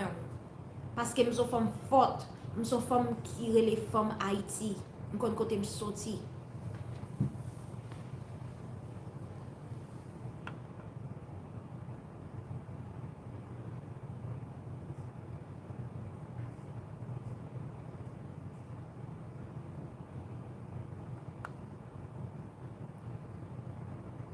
Waouh! Mais Jovenel t'es intelligent. Et bon, moi une question. Qui monde qui dit maîtrise ça? Parce que pas vraiment focus sur bagay ça yo. Kounya moi tout le monde a parlé de Dimitri. Je change Dimitri a un jour il était dans un petit bagage comique un petit garçon haïtien qui aime faire mon rire, il est Eli de I forgot the name. But moun ta ple de di, oh, kounya ou konen peuple haïtien, kounya ou konen si, ou konen ça. Qui moun ki Dimitri ya? Dans les moun sa yo se yo même kap détruit Haïti. Moi, je pas jamais vraiment rentrer dans ça parce que je ne pas juger moun sous couleur, vous comprenez? Je toujours penser tout le monde c'est moun, mais en Haïti vraiment après ça me fait entendre ya, mais c'est Milat ça qui vient parler caca là, qui dit oh, nous même nous pas haïtiens, qui caca ça? Côté pas ça sorti. Bon qui sort ou même, on Milat ou yé.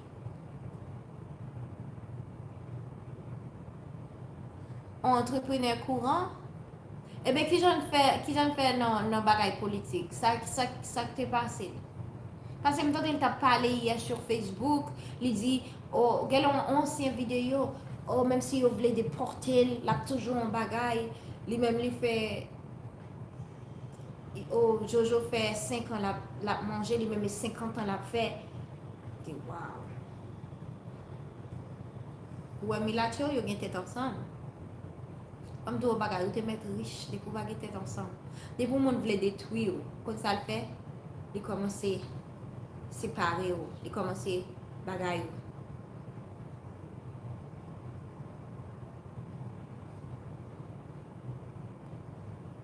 Oh, mais pour qui ça le raïl là?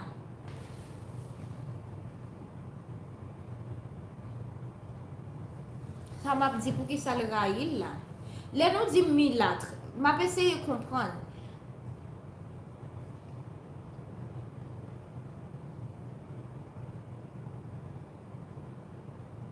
Oh, ben bien fait, journal bien fait. Il faut mettre courant pour tout le pays. Mais espérez que l'autre président qui a rentré qui va quitter Kakasayo. Vous connaissez qui ça me voulait pour Haïti, je pour Martine, venir président. Vous connaissez tout le monde a dit, oh, quitter madame non. Vous connaissez ça qui est dans la vie? Ouais, ça crée l'esclavage, ça crée le freedom, ça crée le gagner en bataille ou pas de faire mourir. Eh bien, il est bien fait. Il est bien fait. C'est mon ça qui voulait en tête toute bagaille. Il est bien fait. Et pour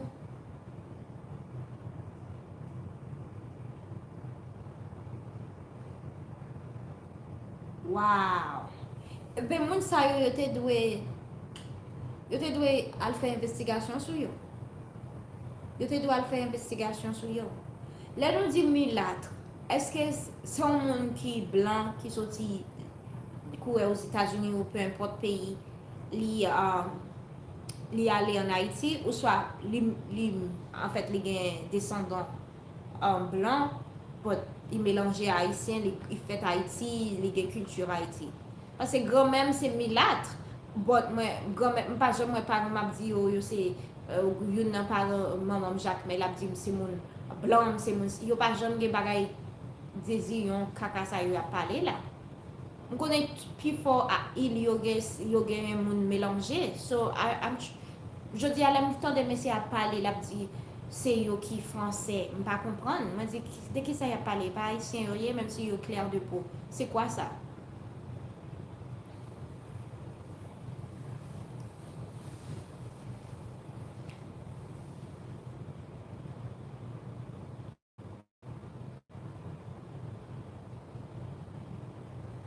Wow.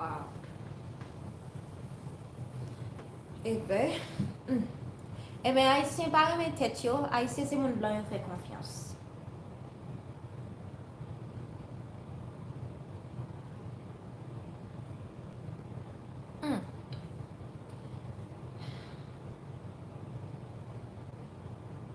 Oh, les 16 ans me donnent cadeau.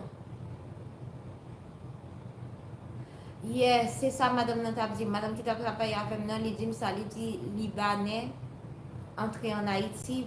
Ouais, me parle, mais juger moun, but wow. Souvenir dans pays moun, ou ça pour faire ça pour faire, ou pas doué de mener corruption, ou pas doué détruire pays. C'est quoi moi-même là qui vini aux États-Unis, moi je viens chercher la vie, peu importe ça me pour me faire focus sur lui.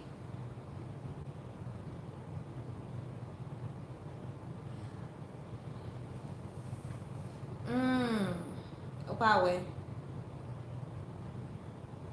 Et ben c'est pour ça fille a t'a dit ça fille on fait dit comme ça c'est eux qui dirigeait Jovenel Jovenel m'a connaît je ça veut dire Milat ça c'est eux même si on met ton président noir eh ben c'est l'esclavage.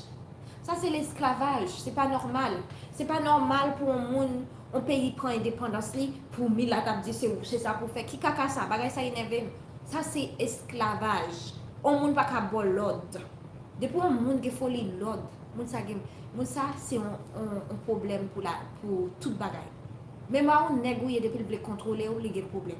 M'ti a on nèg li veut contrôler me dit ko la diète ma rené me virer me parti. Depuis un monde li gen folie contrôle ou sans pas gen rien, moun ça son corruption.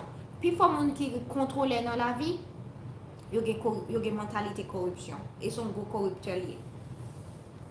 Wow. Eh ben, ça me dit c'est prier pour nous prier pour Haïti, oui. C'est mettre tête ensemble, oui. Parce que après ça que t'es passé tremblement de terre, ça me pensé Haïti, t'as changé Haïtien, t'as bon différent mentalité, oui. Nous pas qu'à une situation comme ça. Tremblement de terre passé, tout un paquet de monde. Nous style à faire l'égoïcité, nous style à manger l'autre. Nous style qui était blanc à contrôler nous. Et puis nous là, nous dit nous avons fierté, nous c'est haïtien. Contre fierté aïe là. Monde qui a fierté haïtien, c'est monde qui campé derrière qu'il tire. C'est pas dit non, c'est fait oui. Oui. Mettez ici la crème, air conditionné, c'est tout ça. Il très tard en plus, il faut mal dormir, oui. Mais je ne peux pas dormir depuis les bagages sont passés. C'est, comment on dit ça? Ça me tape, c'est, bagages l'autre sont haïtiens fiers, natifs, natal. C'est pas juste dire ça, non? Et pas dire qu'ils sont haïtiens très fiers, et puis mon nom vient le boss, il dit qu'il propose de supporter, et puis il doit faire ça pour détruire l'autre part, ou qu'on n'ait pas d'avantage peuple. Et puis pour aller pour faire non.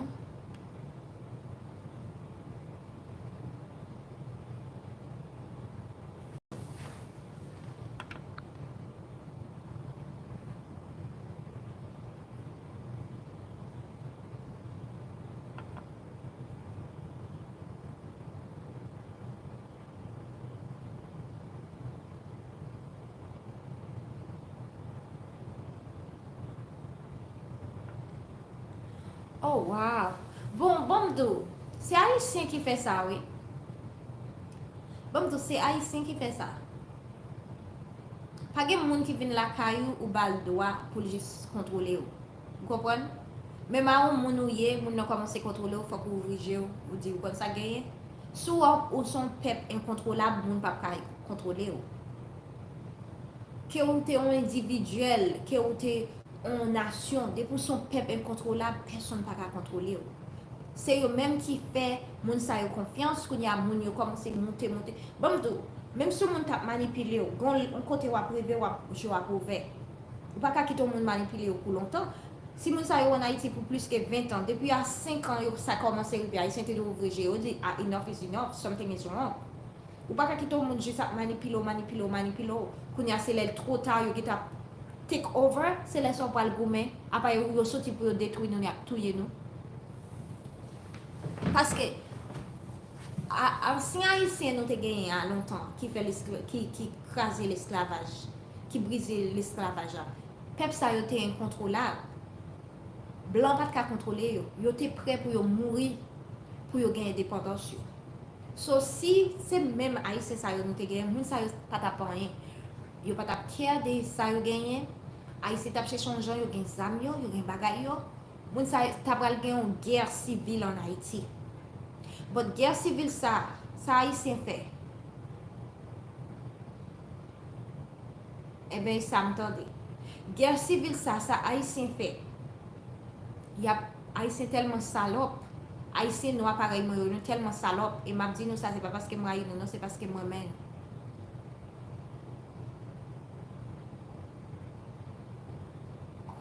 Trivel, you don't speak Creole? I'm sorry, I have to. C'est quoi? Trivel. Travel or Trivel? Danielle. Let me just call you Danielle. Uh, I'm talking about what happening in my country, so I have to communicate in Creole. You know, the Haitian president passed away 2 days ago, so it's a very, very very bad. It's a very bad situation, and so apparently we're dealing with that. It's because of mulatto, like this. It's just a stupid reason why people who came from another country, they just got there and they just built the community and they take over and they hate the dark skinned Haitian. So I'm just trying to explain that as Haitian people, we should be together and protect each other. Don't allow the bourgeoisie, what they call in Creole or French, to pay them some money and destroy their own brothers and sisters.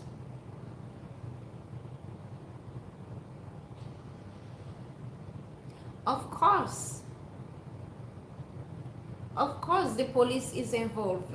Can you imagine how this is so unfair that they just came, a president, nobody died, only him. It's some, and the thing that is very funny is that um, these securities, they don't even investigate them. You know, it's just so unfair what they did. So I'm so frustrating dealing with that when I'm looking on Facebook, all the drama and the mulatto, what they call in Haiti, the Haitian mulatto. They saying that Haitian, regular Haitian like me or darker Haitian, we are not the true Haitian. They are the real Haitian because they are the French descent, and we should go back to our country in Africa. And I just feel so upset, so sick, because I don't understand. That's good. I don't understand that how a country who has like the majority of the population, the dark skin, like everybody knows, in the Caribbean we are the darkest people. You know, we're very connected to Africa, so everyone know Haiti is a black country. So how dare are you going to say that we are not Haitian? You are the real Haitian because, and he's calling us all type of name that we are stupid. We just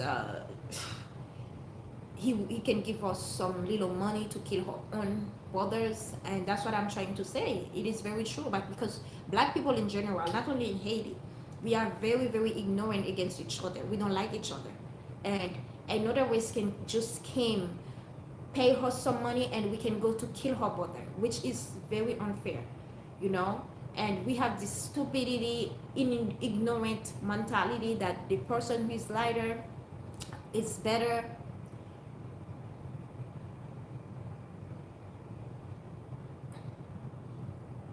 It's it's better. So it's just, oh my god, I don't know.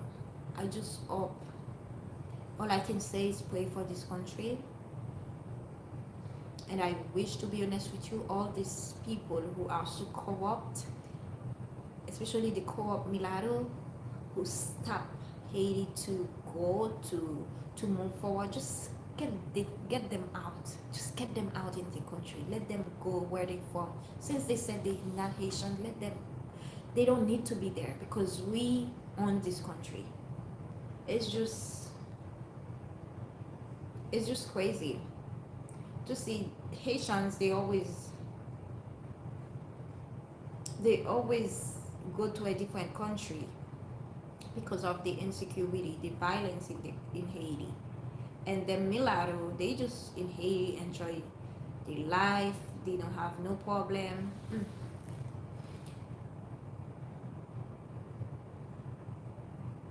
Abe kounya petit mwen se sa m vle. Désolé hein, mwen di sa, m konen gen moun ki wal di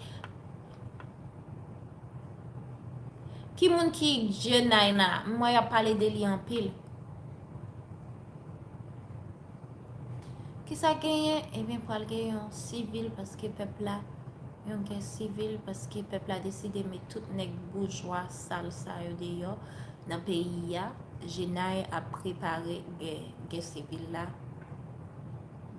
Barbecue pepl la ap kriye an kriol trop. Koun ya si an arab, an anglais, etc. Kwa?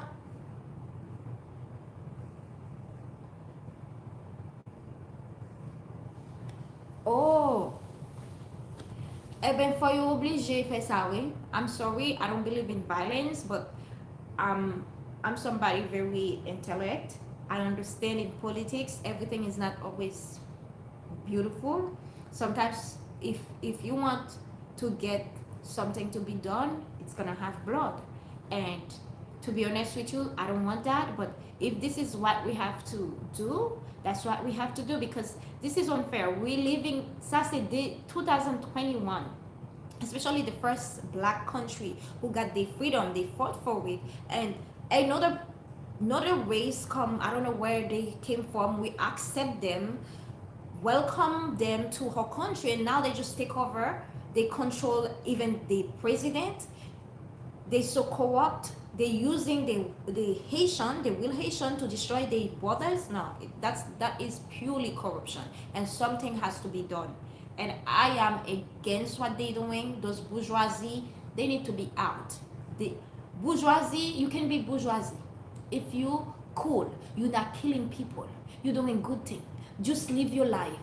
But once you started to destroy the country or destroy the people, you need to be out. You need to get out because you're not welcome. You're not welcoming in her country when you are there for destruction. Nobody wants that.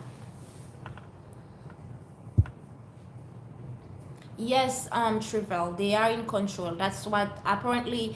That's what somebody. I heard some video. The bourgeoisie, one of the bourgeoisie was talking. I wish you could speak Creole because there's a lot of Haitian watching.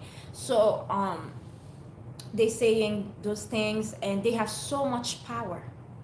The apparently they are also the reason the president died because he didn't want. Usually, they control the president, right? So he didn't. The president didn't want them to control him, and yeah. So this thing has to be done. All this the unfairly. Franchement, moi saisi. Les madame haïtienne nan tap di ça, m'pas comprendre non, m'di ki ça?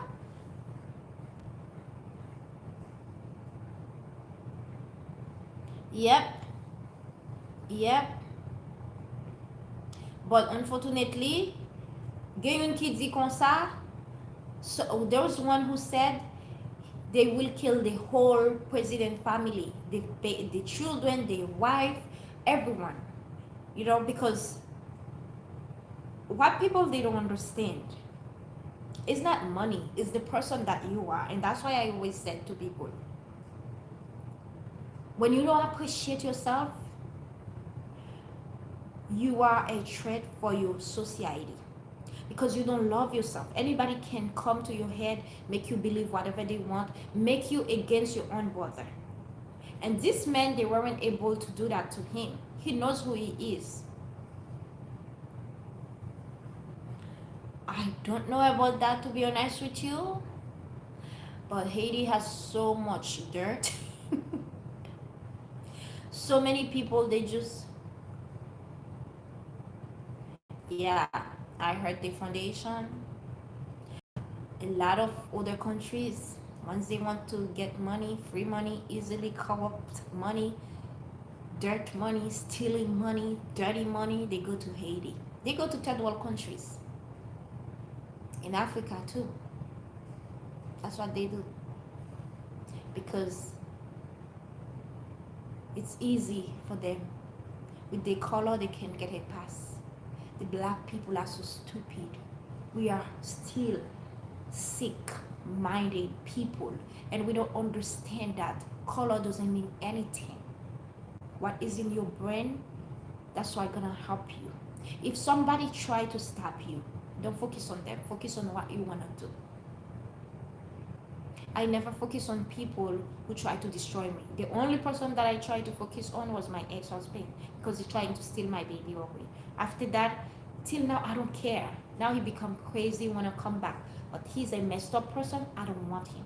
So what I wanna tell you, ladies and gentlemen, it doesn't matter about your color. Focus on yourself. You don't appreciate your language, you don't appreciate your color, you don't appreciate your culture, you don't appreciate your passport, you don't appreciate your nationality. How do you want people to love you? You don't appreciate your woman, you don't appreciate your man. Ok, m'a parlé en créole.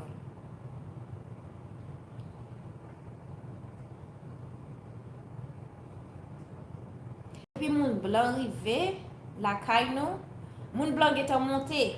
Nous-mêmes, nous style là, n'a rampé, pas vrai? Nous pas remettre tête nous. Même avec haïtien. Depuis que je prends un Uber, je parle un peu créole, je entends des accents un peu. Yo, que t'as sorti? Yo toujours pensé que c'est martiniquais ou go. Je dis non, c'est haïtien. Je grandis en France. Oh, yo besoin de parler français. Même si je continue à parler créole, yo besoin de parler français. Ça montre bien que peuple haïtien nous pas apprécier langue. Haïtien gon l'amour pour culture française. Qui ont fait aimer propre qui ont fait aimer et c'est pas sauf haïtien non, c'est nous en général oui. Africains, Nigériens, ils ont l'amour pour la langue anglaise, pour Angleterre. Depuis où ils ont un problème c'est en England en Angleterre. Ça veut dire peuple noir nation qui te fait cap battre nous, cap détruire nous, cap violer nous, violer madame ou devant, cap tuer qui traite au quoi chien puis mal que chien. Peuple ça ou tellement remen plus que race. Mbado pas remen moun non, ou doit remen moun. Remen tête ou avant. M'pa ka remen pièce moun passer petite moi. M'pa ka remen pièce moun passer tête moi. M'pa ka remen pièce nation passer nation. Même si m'te un passeport tout pays haïtien venu avant. M'pa ka remen pièce pays passer Haïti parce que c'est pays. C'est problème ça. Nous pas apprécier tête non. Nous toujours besoin associer à un l'autre.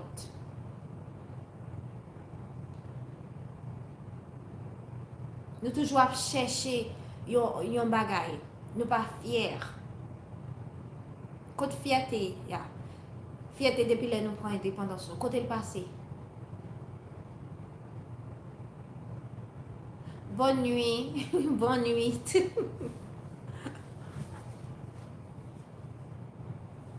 Côté le passé.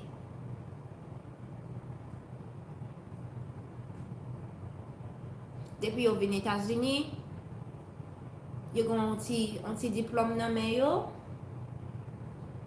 bon, l'éducation aux États-Unis, c'est du business. L'éducation ici, c'est du business.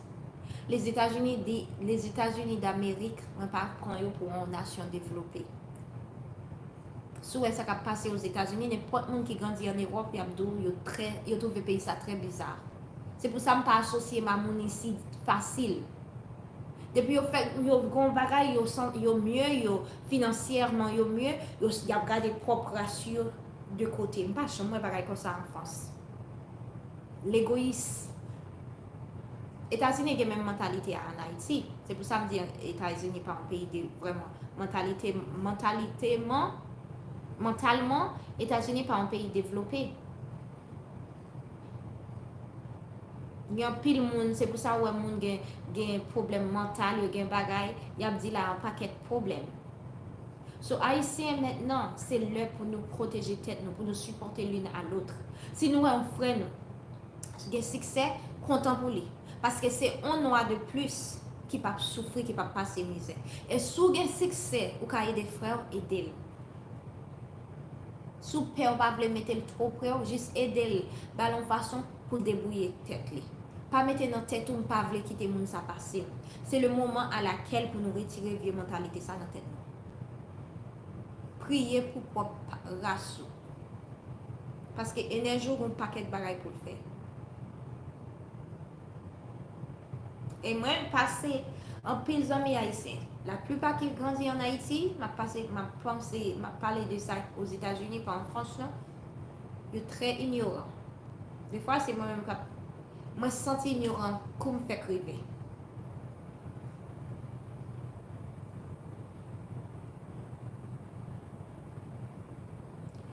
Yes, they are, but the thing is, I don't know if, to be honest with you, what I'm very worried of is if they give away the criminals to the U.S.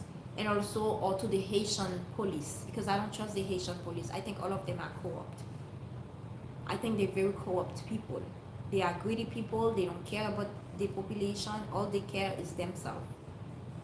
So I just hope tonight I have to pray. It's already past tonight. I said tonight. I think we should really pray for this country. We should really pray for the people. And this made me so upset the way that I spoke. I don't speak like that. But I am so enraged to see what's going on in my country, to see what's going on to the poor, to see the mentality. It's frustrating dealing with that. And I just hope, to be honest with you, things will change for the best. And we will have a stronger Haiti.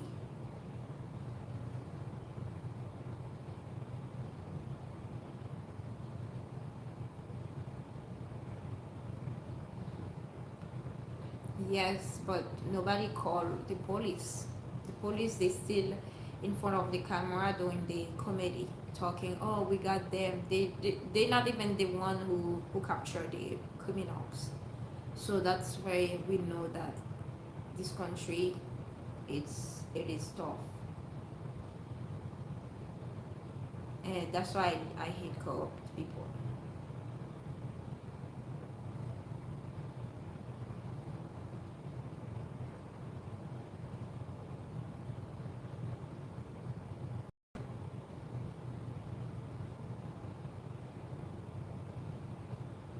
To be honest with you, I don't know what's gonna happen.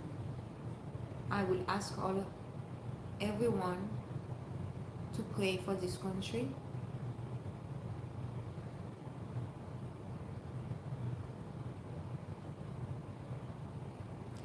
To be honest with you, I don't think they are drug trafficking. Maybe they are. I think what happened, the bourgeoisie, I don't want to say the bourgeoisie, the mulatto who are against the president, they didn't like what the way they couldn't be unfair. He couldn't follow the rules, so they hire foreigners to kill him, and they don't want it. They don't want to make it clear, like so clear, to Haitian people. They just making the own comedy, and that's why I wish the criminals will speak, will tell the truth. But those people, they will not tell the truth. Who knows? Maybe God will force them to do so, but it's just, yes, that's exactly what happened. They're not gonna tell me, oh, they want to make it looks like the president had a deal, drug deal that, it's so stupid because they were already against the president. The they were the corrupt people in Haiti. They all they were they.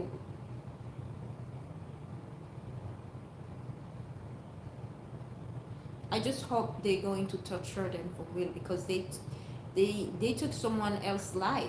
The man has two children. He has a wife. Now his wife is in the hospital. We don't know if she's going to survive. That's why I hate criminals. Some people who doesn't have no heart, who don't have no heart, they could, you can pay them some money and they kill you. They don't think because all they think is themselves. And they kill someone else's dreams.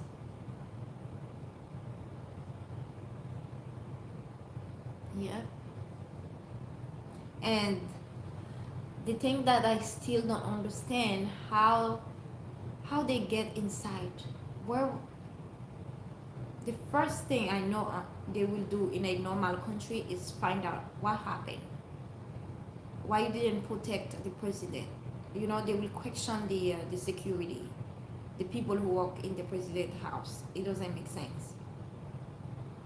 It's just it's just and that I can't even see the police officers who when they speaking and then it's just to me it's crazy. I deal with corruption, to be honest with you. That's why I hate corruption.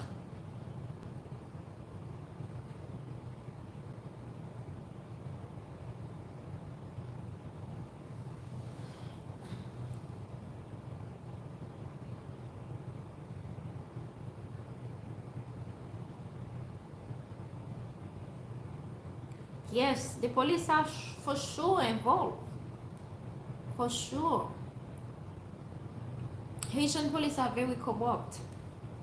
I had a friend in France, she was dating a Haitian police. The guy almost killed her. He almost killed her.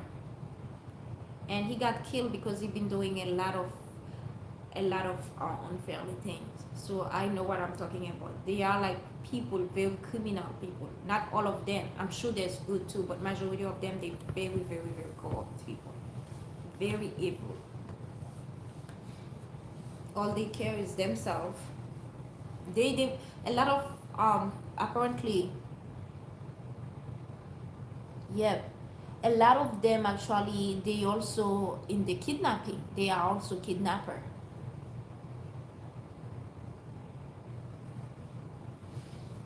Yeah.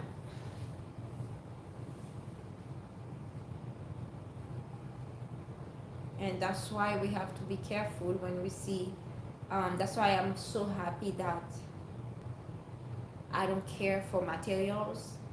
I'm not jealous of what people have because I don't know how they get it. You know, it's you can see someone very like they have a luxurious house and they driving the best car, but you don't know what they did to get it. If they work hard for it, great. If they have a business and everything was perfect, great. But some people they would do crazy thing in order to get whatever they want. So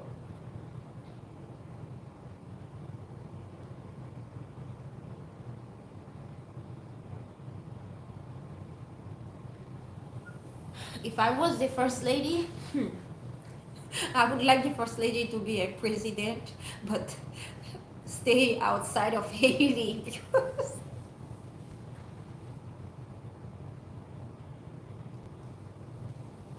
yeah, I wonder.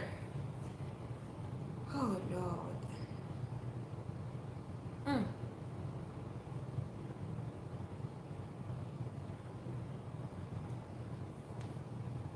I never seen things like that.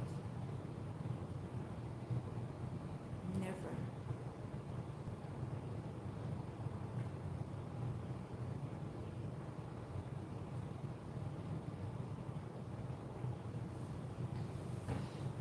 And they already want to talk about politics. They want the next president.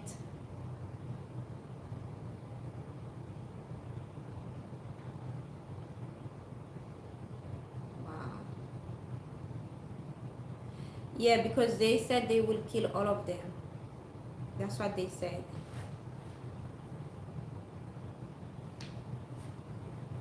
They said they will kill all of them.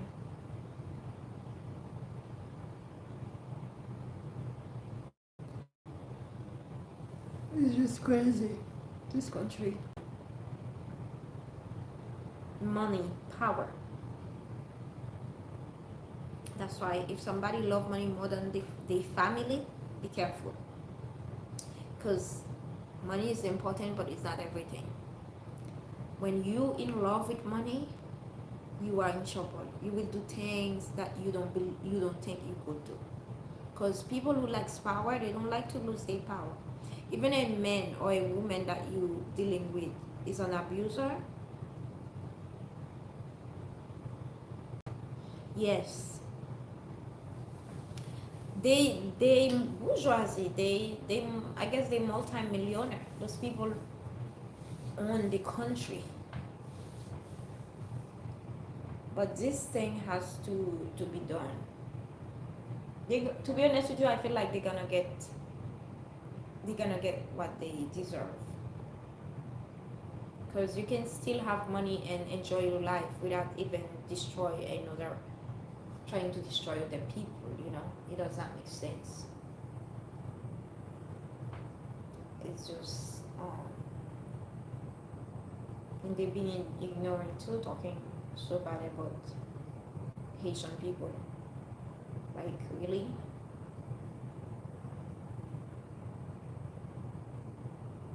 It's just, I don't know what to say, but that's what I had to say. I'm going to sleep, to be honest with you. I ask everyone to pray for this country. I believe in prayer, because whatever I had, when I pray, I introduce it to God. He always gives me an answer. I do believe hardly prayer can change can heal a race, can heal a nation, can heal a country, and can heal each individual. So we do need to pray for this country.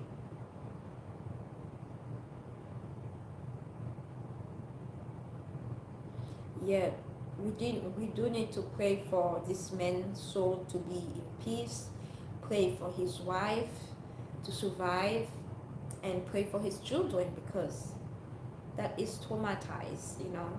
They're going to deal with something for forever, how they lose their dad, you know and the country also that they were raised, they were born, and they live. Now they probably will be forced to live for the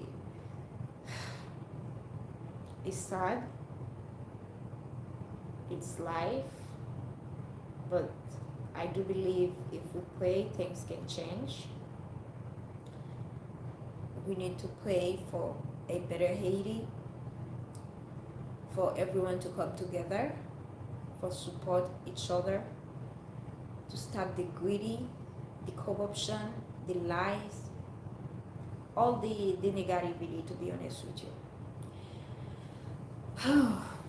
Thank you everyone for watching, and share the live, please, and let me know what you think. Share your ideas, and pray, keep praying. Priez pour Haïti, pour mon meilleur Haïti, parce que nous besoin d'être ensemble.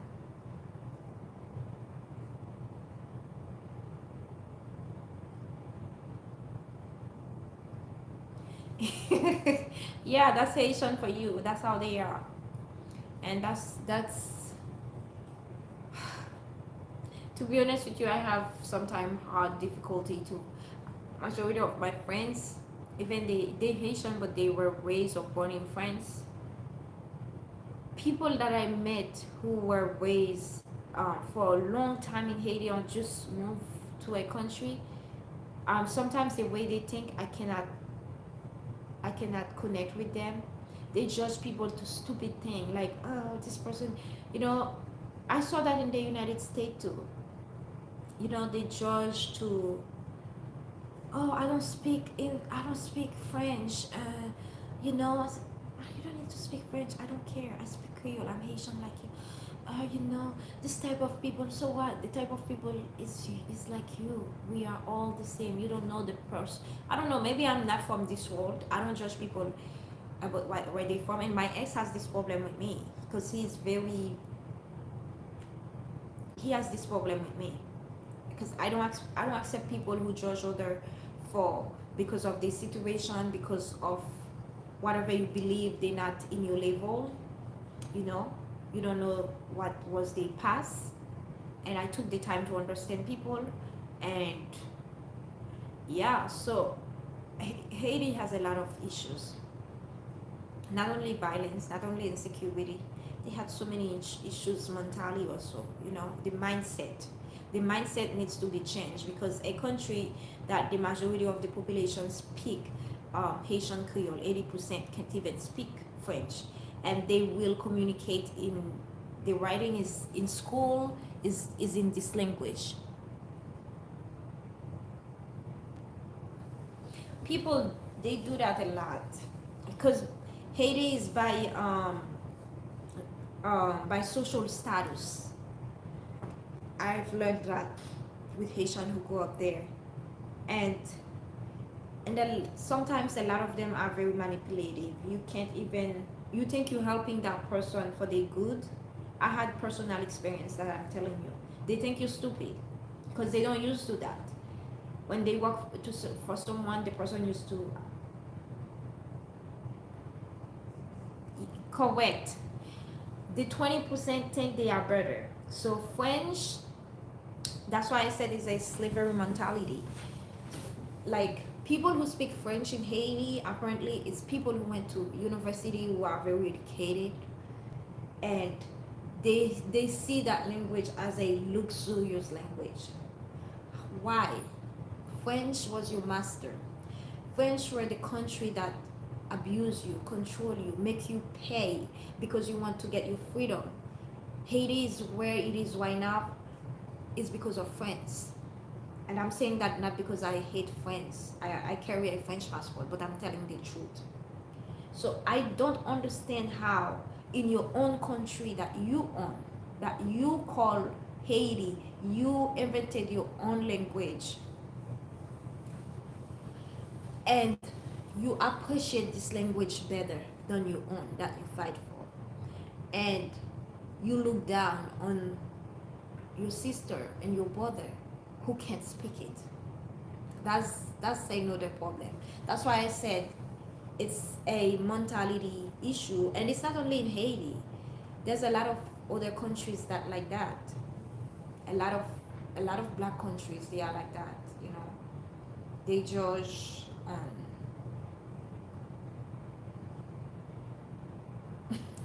Yeah. So it's just sad, but that's life. Yes, that's the reason why people don't appreciate themselves, people don't love themselves, people always think by faking it they look better, and I always tell people fake is never good. You know, that's it. Even with the world that we live in right now, you don't see people, they just want to look like a Barbie, and they just think that's what happened. People, they don't appreciate themselves.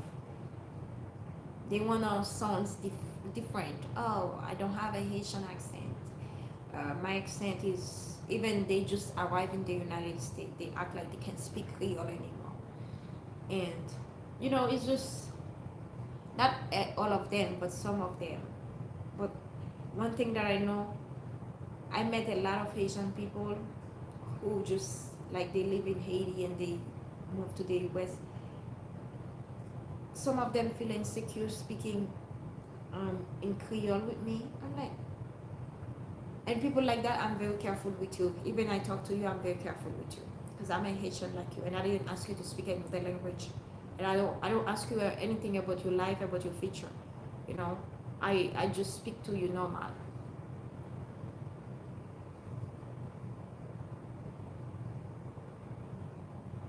But that's how people are. People who doesn't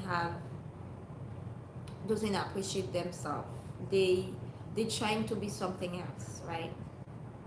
And and you recognize them very fast. They enjoy being saying, oh, I am descendant of that, or I can get this, and from the master, of course. They think by just associate with the French or the American, they always support French. They think it's something high. There's Africans like that too. It's the mentality. It's that's what the slavery left them with, because they believe, oh, I will be different, I will look different. You don't see some black people, they always say, oh, my parents are from here, my grandparents, they are white. No, my grandparents, they are mulatto. I never focus on that because I know I was born in Haiti, even I didn't grow up there. My parents, they truly Haitians. So the country that they were born, I'm not going to look, oh my God, they from, you know. So that's people who don't appreciate. They always need something to to make them look good. They think that make them look good. And I always tell people, when you fake, actually people like real. People love when you real, because there's not enough real. There's not enough real in this world. Even if you keep your hair naturally, you take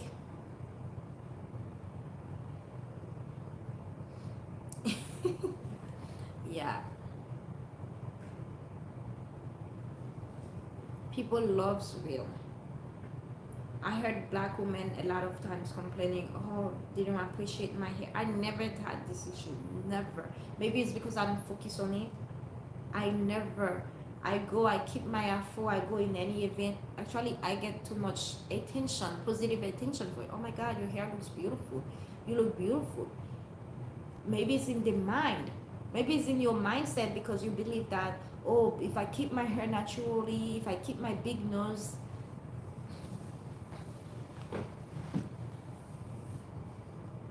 yeah, my hair is naturally. If I keep my nose and if I don't do something, they're not gonna like me. No, that's in your mind. If you love yourself the way that you are, people gonna stop loving you, because there's nothing that they can do. If you don't love me, I don't care. God loves me and I love myself. So that's one thing you should start. When people meet me, oh my God, you're from Haiti, Haiti, so this, that, oh. I said, yeah, but if you know the story, when I my English class is the same thing. I told the teacher, there's deeper than that. Haiti is not the way it is, just like that. And when people find out, wow, this person actually is educated about the story, they will start talking badly and try to make you feel bad. I don't feel bad, because I'm not the one that make Haiti that way, and I know my history. I keep the positive one, the negative one, I keep passing it hopefully, and I pray God make it better and educate my people. I'm not gonna say I'm not Haitian or try to be another person because what's going on in Haiti. And your story makes you stronger. Whatever story you've been through, you should use it as a motivational speeches to share to others, make them stronger. Don't just feel like you have to hide your story or change it. Add some salt and whatever you want to add to it in order to make it look better or to make you look better. No. Your story is your strength, is your weapon. That's what I had to say. Haiti is my weapon. Anytime that I go, I carry this story behind my back. I don't even carry the French story. To be honest with you, I go up more in France. If you take me to Haiti right now, I will not even know where I was born. I will not remember.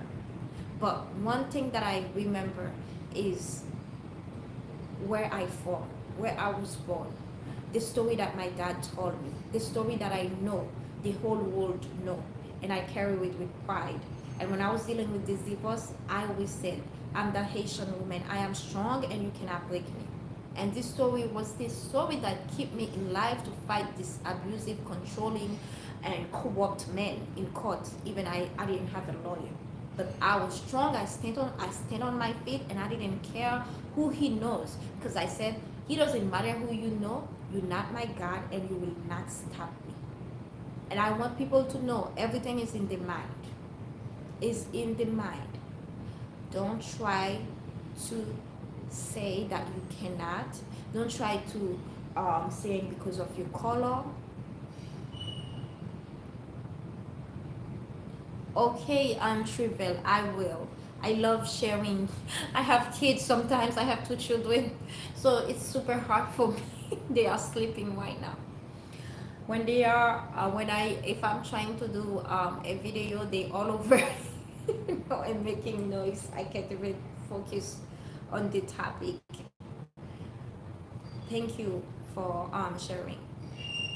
Yeah, so I'm the type of person who really focus on natural. I love real. I love real. I love people who keep it real. I love people who focus on positivity, who accept themselves for who they are, who keep their story, and who stand for what they believe. You know, they don't allow people to manipulate them, and they not obsessed by money, by material. You know, because people who are the most destructive to the world are the one who are so obsessed. They love money the most, and it's easy for these people to just destroy even their family. And that's it's including countries, it's including politics, relationship, business, friendship, in everything we do. Your personality has a lot to do with the person you're going to become and the person that you are. That's what I wanted to share. And I want you to know to spread happiness, to spread love. Don't believe in mediocrity, in ignorance. Educate yourself. Yep. Educate yourself. When you don't know a story, try to find more. Don't just start being ignorant or even start being ignorant with yourself, because I find Haitian people who are ignorant to themselves due to what they see in the media. That's one of the reasons I don't have TV. I don't have TV for a long time. Since I was a teenager, I don't have TV. I don't watch TV because I'm the type of person negativity affects me so deep. So I try to stay away from it. If somebody says something, I will do more research. I love reading articles. That's my phone. I will be on it to always reading article. Do my research. Google is my best friend. My best friend in YouTube. So you can educate yourself for free right now. Internet is powerful. People say something.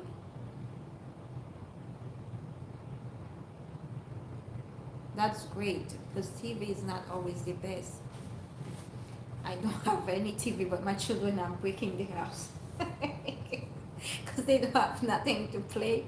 So I would just take them out. Sometimes 2 days I was tired, I don't take them out. If you keep them out in the house for one day, oh my God, it's hard. So yeah, that's what I had to say. I had to say about us as a nation. And I hate, to be honest with you, focusing on one race because, like I said, I saw everyone as a human race. I don't see one is better than other. But what's going on to black people, as a black person, I am concerned for sure about my race. And speaking about Haiti, that's Haiti right now, but we saw so many other countries, black countries, the same thing happening. They probably didn't kill a president, but they're killing other people. They're killing each other, you know? And due to like corruption, selfishness, not appreciating each other, ignorance, because some of them think, oh, this color is different, this person is better, this person speaks another way, this person has money, this person is highly educated. And my life experience has changed my whole entire way of thinking about educating people in school. Somebody can go to school, that doesn't mean they're very smart mentally to make the best decision for themselves, because I deal with one. So don't judge people based on what you see. Spend time with them. Try to understand them. See how they think. That's when you're going to understand who they are. Money can change you, your whole entire mentality since you were a child, what your parents gave you, teach you, you know. And education in the US, I always said it, is a business. Since I moved to the US, I know education is a business. You can educate yourself.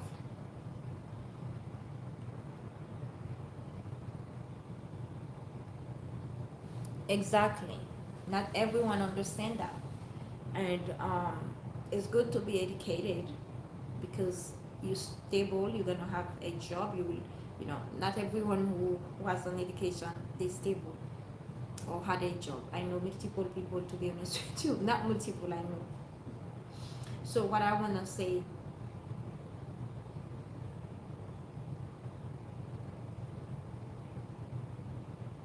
very true. Very true what they said. So what I want to say is being open-minded, being fair to the world, to your community. I love yourself, love others, but love yourself first. take time to understand people, study people. I have a friend, I love talking to her because she taught me a lot of things that I trust people easily before. I'm an empath. I think I saw everyone the same, but not everyone is the same. People has a way of taking advantage of you, of manipulate you. So be careful and don't judge people because of what you see again. Spend time with them. Try to see how they think, you know, their judgment, you know, all these things matter. And for her community, I had an ex. This ex, for some people, probably handsome and smart in school. I will never give him a chance again. This man is purely slavery mentality, purely strict. There's nothing that I saw him solo minded, you know. And if you see that person, you're gonna say, for the society, this is a smart person, this is good looking guy. But he is not on my level. This is not what I'm looking for. I'm not looking for a weak-minded man. I'm not looking for, when I said weak-minded, a man who, how come he was married to another race because he thought now they divorced, this will make him look better, and he did the same thing again. He's attracted to black women, but he will always go after other women, other color. Like, I date anyone. I don't have a problem. But I will not date a white man because I think, oh, if I date a white man, it makes me look good. You know, I make myself look good. God makes me look good, not another person. So this is the type of people that they are very, you have to be very careful with them because they don't love themselves, or they're looking for acceptance from another side, and they're not there for the real thing. They're not there for love. They're there just because they think you're gonna make them look good. And he was cheating on his ex-wife with other race, and that's why they divorced, because he wasn't really, he said, I'm not in love with her. I thought, because, you know, I said, you're probably very stupid. So you're going after a woman just to show off, or getting married, have baby, you know? But, and this is someone very smart.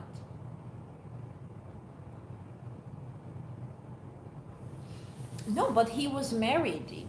He was married with her, and they have children, and all this thing. And that's why it's been 3 years I'm single. I'm very careful with who I let enter in my life, because people are very funny. Yeah,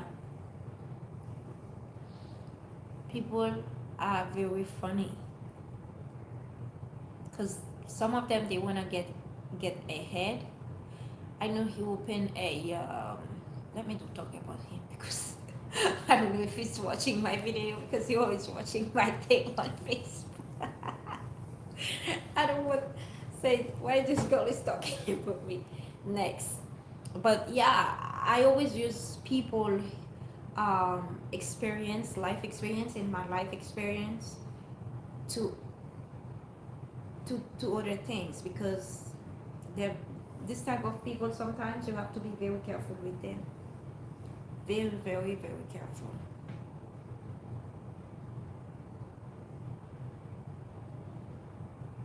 Correct. Correct. He is such a manipulator. And I remember one time he talked to me, and I told him, you know what, you have to spend more time with your dad. You need to be a man. He never talked to me again. I've been straightforward with him. I tell him honestly what I think. He didn't like it. And some people, sometimes you have to be honest with them than just staying listening to the BS. Yes, so thank you, ladies. Oh, it was mainly men. Thank you, gentlemen, for watching my little show, my little live. And keep Haiti in your prayer. Keep the poor in your prayer. Keep, especially pray for God to break corruption. I don't know, in whatever you believe, do something, say something, so corruption can be.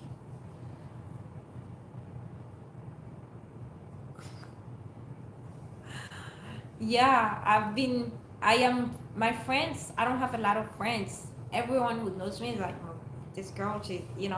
So I'm very honest with people. That's why the little friends that I have, they like my sisters, my brothers. To be honest with you, the friend that I have, majority of them, they still in friends. We still talking because that's people that I grow up with.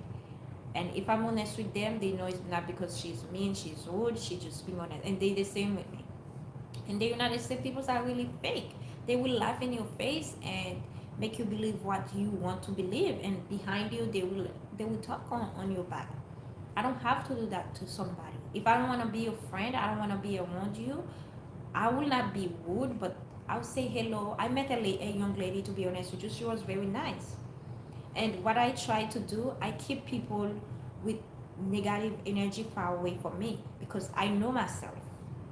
I spend time with me enough to know what makes me happy, what makes me sad. So I don't like bad energy. I don't like negativity. And I met that person from church, very nice, very helpful, and more time that I spoke to that lady, she was very negative. And I was dealing with her divorce. I feel like she's dramatic. If she saw my daughter picture, she's like, "Oh my God, you too." And my daughter wasn't with me with my ex. It's like somebody want to add more drama to your life, and your life is already traumatic. You don't need that. And one day she was talking to me. She's like, she was talking about somebody I don't even know, her friend. She was telling me all different business and take a screenshot. I feel like it was too much sending me that. I felt very uncomfortable, and I was working from home. And like, "Oh, did you see the pictures?" I block her. I don't talk to her anymore. I'm very like very bland. People call because I don't want this kind of energy. You're making me feel very uncomfortable. And some of the stories she's telling me, that story that I feel like as a mother, as a woman, as a wife, yes, and you should take action. I don't appreciate when bad things happen to people. If I can help them, and I'm just there, almost like I'm happy talking about it. So I don't talk to her. And guess what? She sent her husband knocking my door. Till now, that lady calling me. It's been over 6 months. It's almost like that lady. She is a stalker, and I was very scary, to be honest with you. At one point, I had to tell my friend. So to tell you, you meet people, they look normal, but you don't know what's going on here. You don't know what they dealing with. That's why you have to be very careful. I don't judge people on their looks. I judge people on how they think, how they judge others, how they think. I can meet anyone. I, I don't know. You can be homeless. I don't care because I don't know the reason why. Yes, at one point she was trying to be, and it was super weird to me because this is someone with children, with 2 children, and always has time calling me. I'm a mother, and believe me, when my kids are with me, I don't really have time for even myself because I have to cook for them, I have to take care of them. Sometimes I'm just exhausted. I don't want to be. If I take a nap, they're breaking everything, so I can't even take a nap. So I don't know how a mother, especially you have teenager, you you have to spend time with them, do their homework with them. I don't know. You always have time. You always want to talk about somebody, and you have a husband. You know, I woman that I spend time with is having fun, speaking positively. I don't making me laugh. Not talking about other people problem or other people drama. That lady was calling me all the time. I block her. She called me on different number. I block her. She called me on different number. And some of my friends like, Marie, you have to be careful because that lady probably have issue. And to tell you, be careful with people.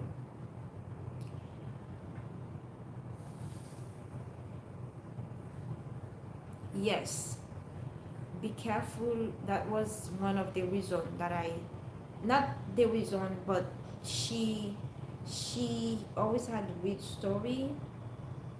And when when, like, my ex, he kept the children. Sometimes he sent me pictures, and she would call and ask for my kids. Oh, did you pick up the kids? I said no, they with the daddy. She's too dramatic for me. I turn off by people who are too dramatic. So she's like, oh my god, I can't believe, if you know you need to go to his house to pick up the children, blah, blah. I don't like drama, you know. This is his children. He's not gonna keep them forever. We have 50-50. You know, I'm not gonna go take police, go to plantation and try. I don't have time for that. It's not good for the children. You know, that's people like that who messed up the children because they're always fighting. They've been in a divorce.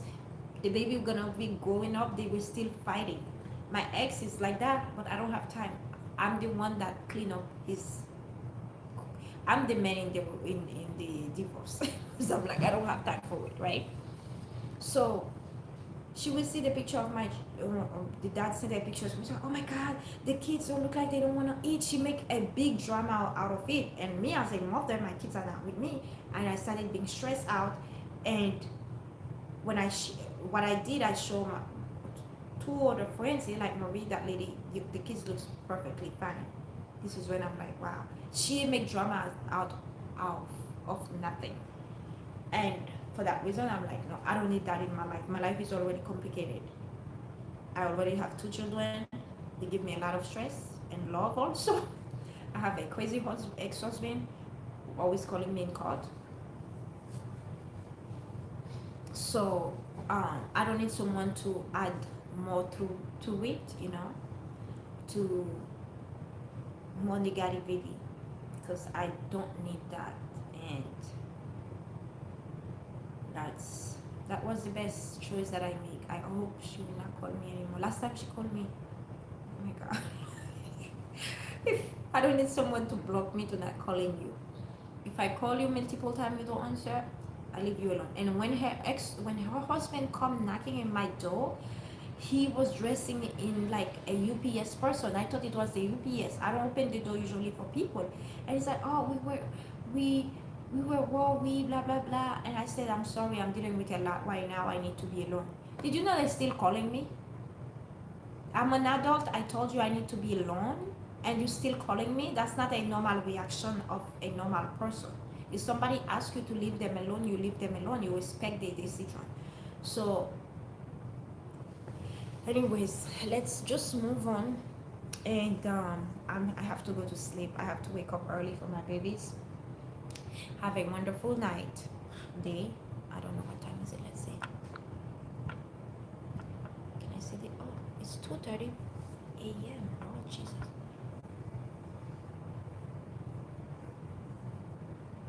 I don't know why she probably sent her husband to see her. And this is when I started to question. I said, why she would send her husband to knock at my door? After that, she made her son. She called me one day and she made the son talk to me, and like, oh, I miss your children. Like, she would talk to me. She would just focus on my children, and that's when I started to be careful. I'm very protective of my children, and there are crazy people in the world you don't know. Like, oh, where's she? Oh, always about my children. Always, always, always, always. And when the kids are with the dad, she's calling me to say, go pick up the kids, or blah blah blah. I'm gonna, like, what? Because I used to let my children go to church with her, right? But when I started to see her personality, this is when I said, no, I don't know the person. I'm not. Yes, so I don't know how I got into this topic, my friend. Not my friend, somebody, an acquaintance that I met. So pray for us, pray for the country, pray for Haiti, pray for.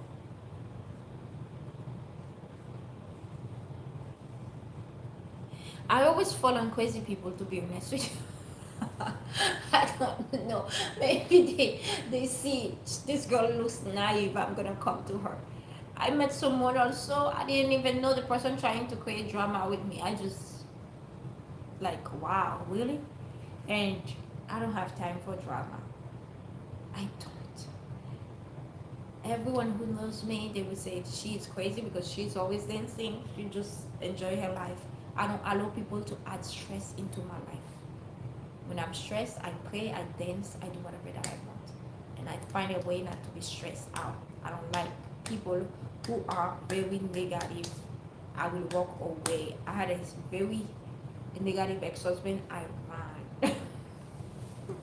So I will not allow no friends to stress me out. Okay, thank you very much. Have a good night, good day, because it's already almost 3 a.m. And again, keep aiding your prayer and the corruption. Pray for the whole entire world because we need it. Have a wonderful day again. Thank you for staying so all the all the live with me, Shrivel, Danielle. Everyone is already gone, but you stay for long. Bye. Let's see where I can end up this.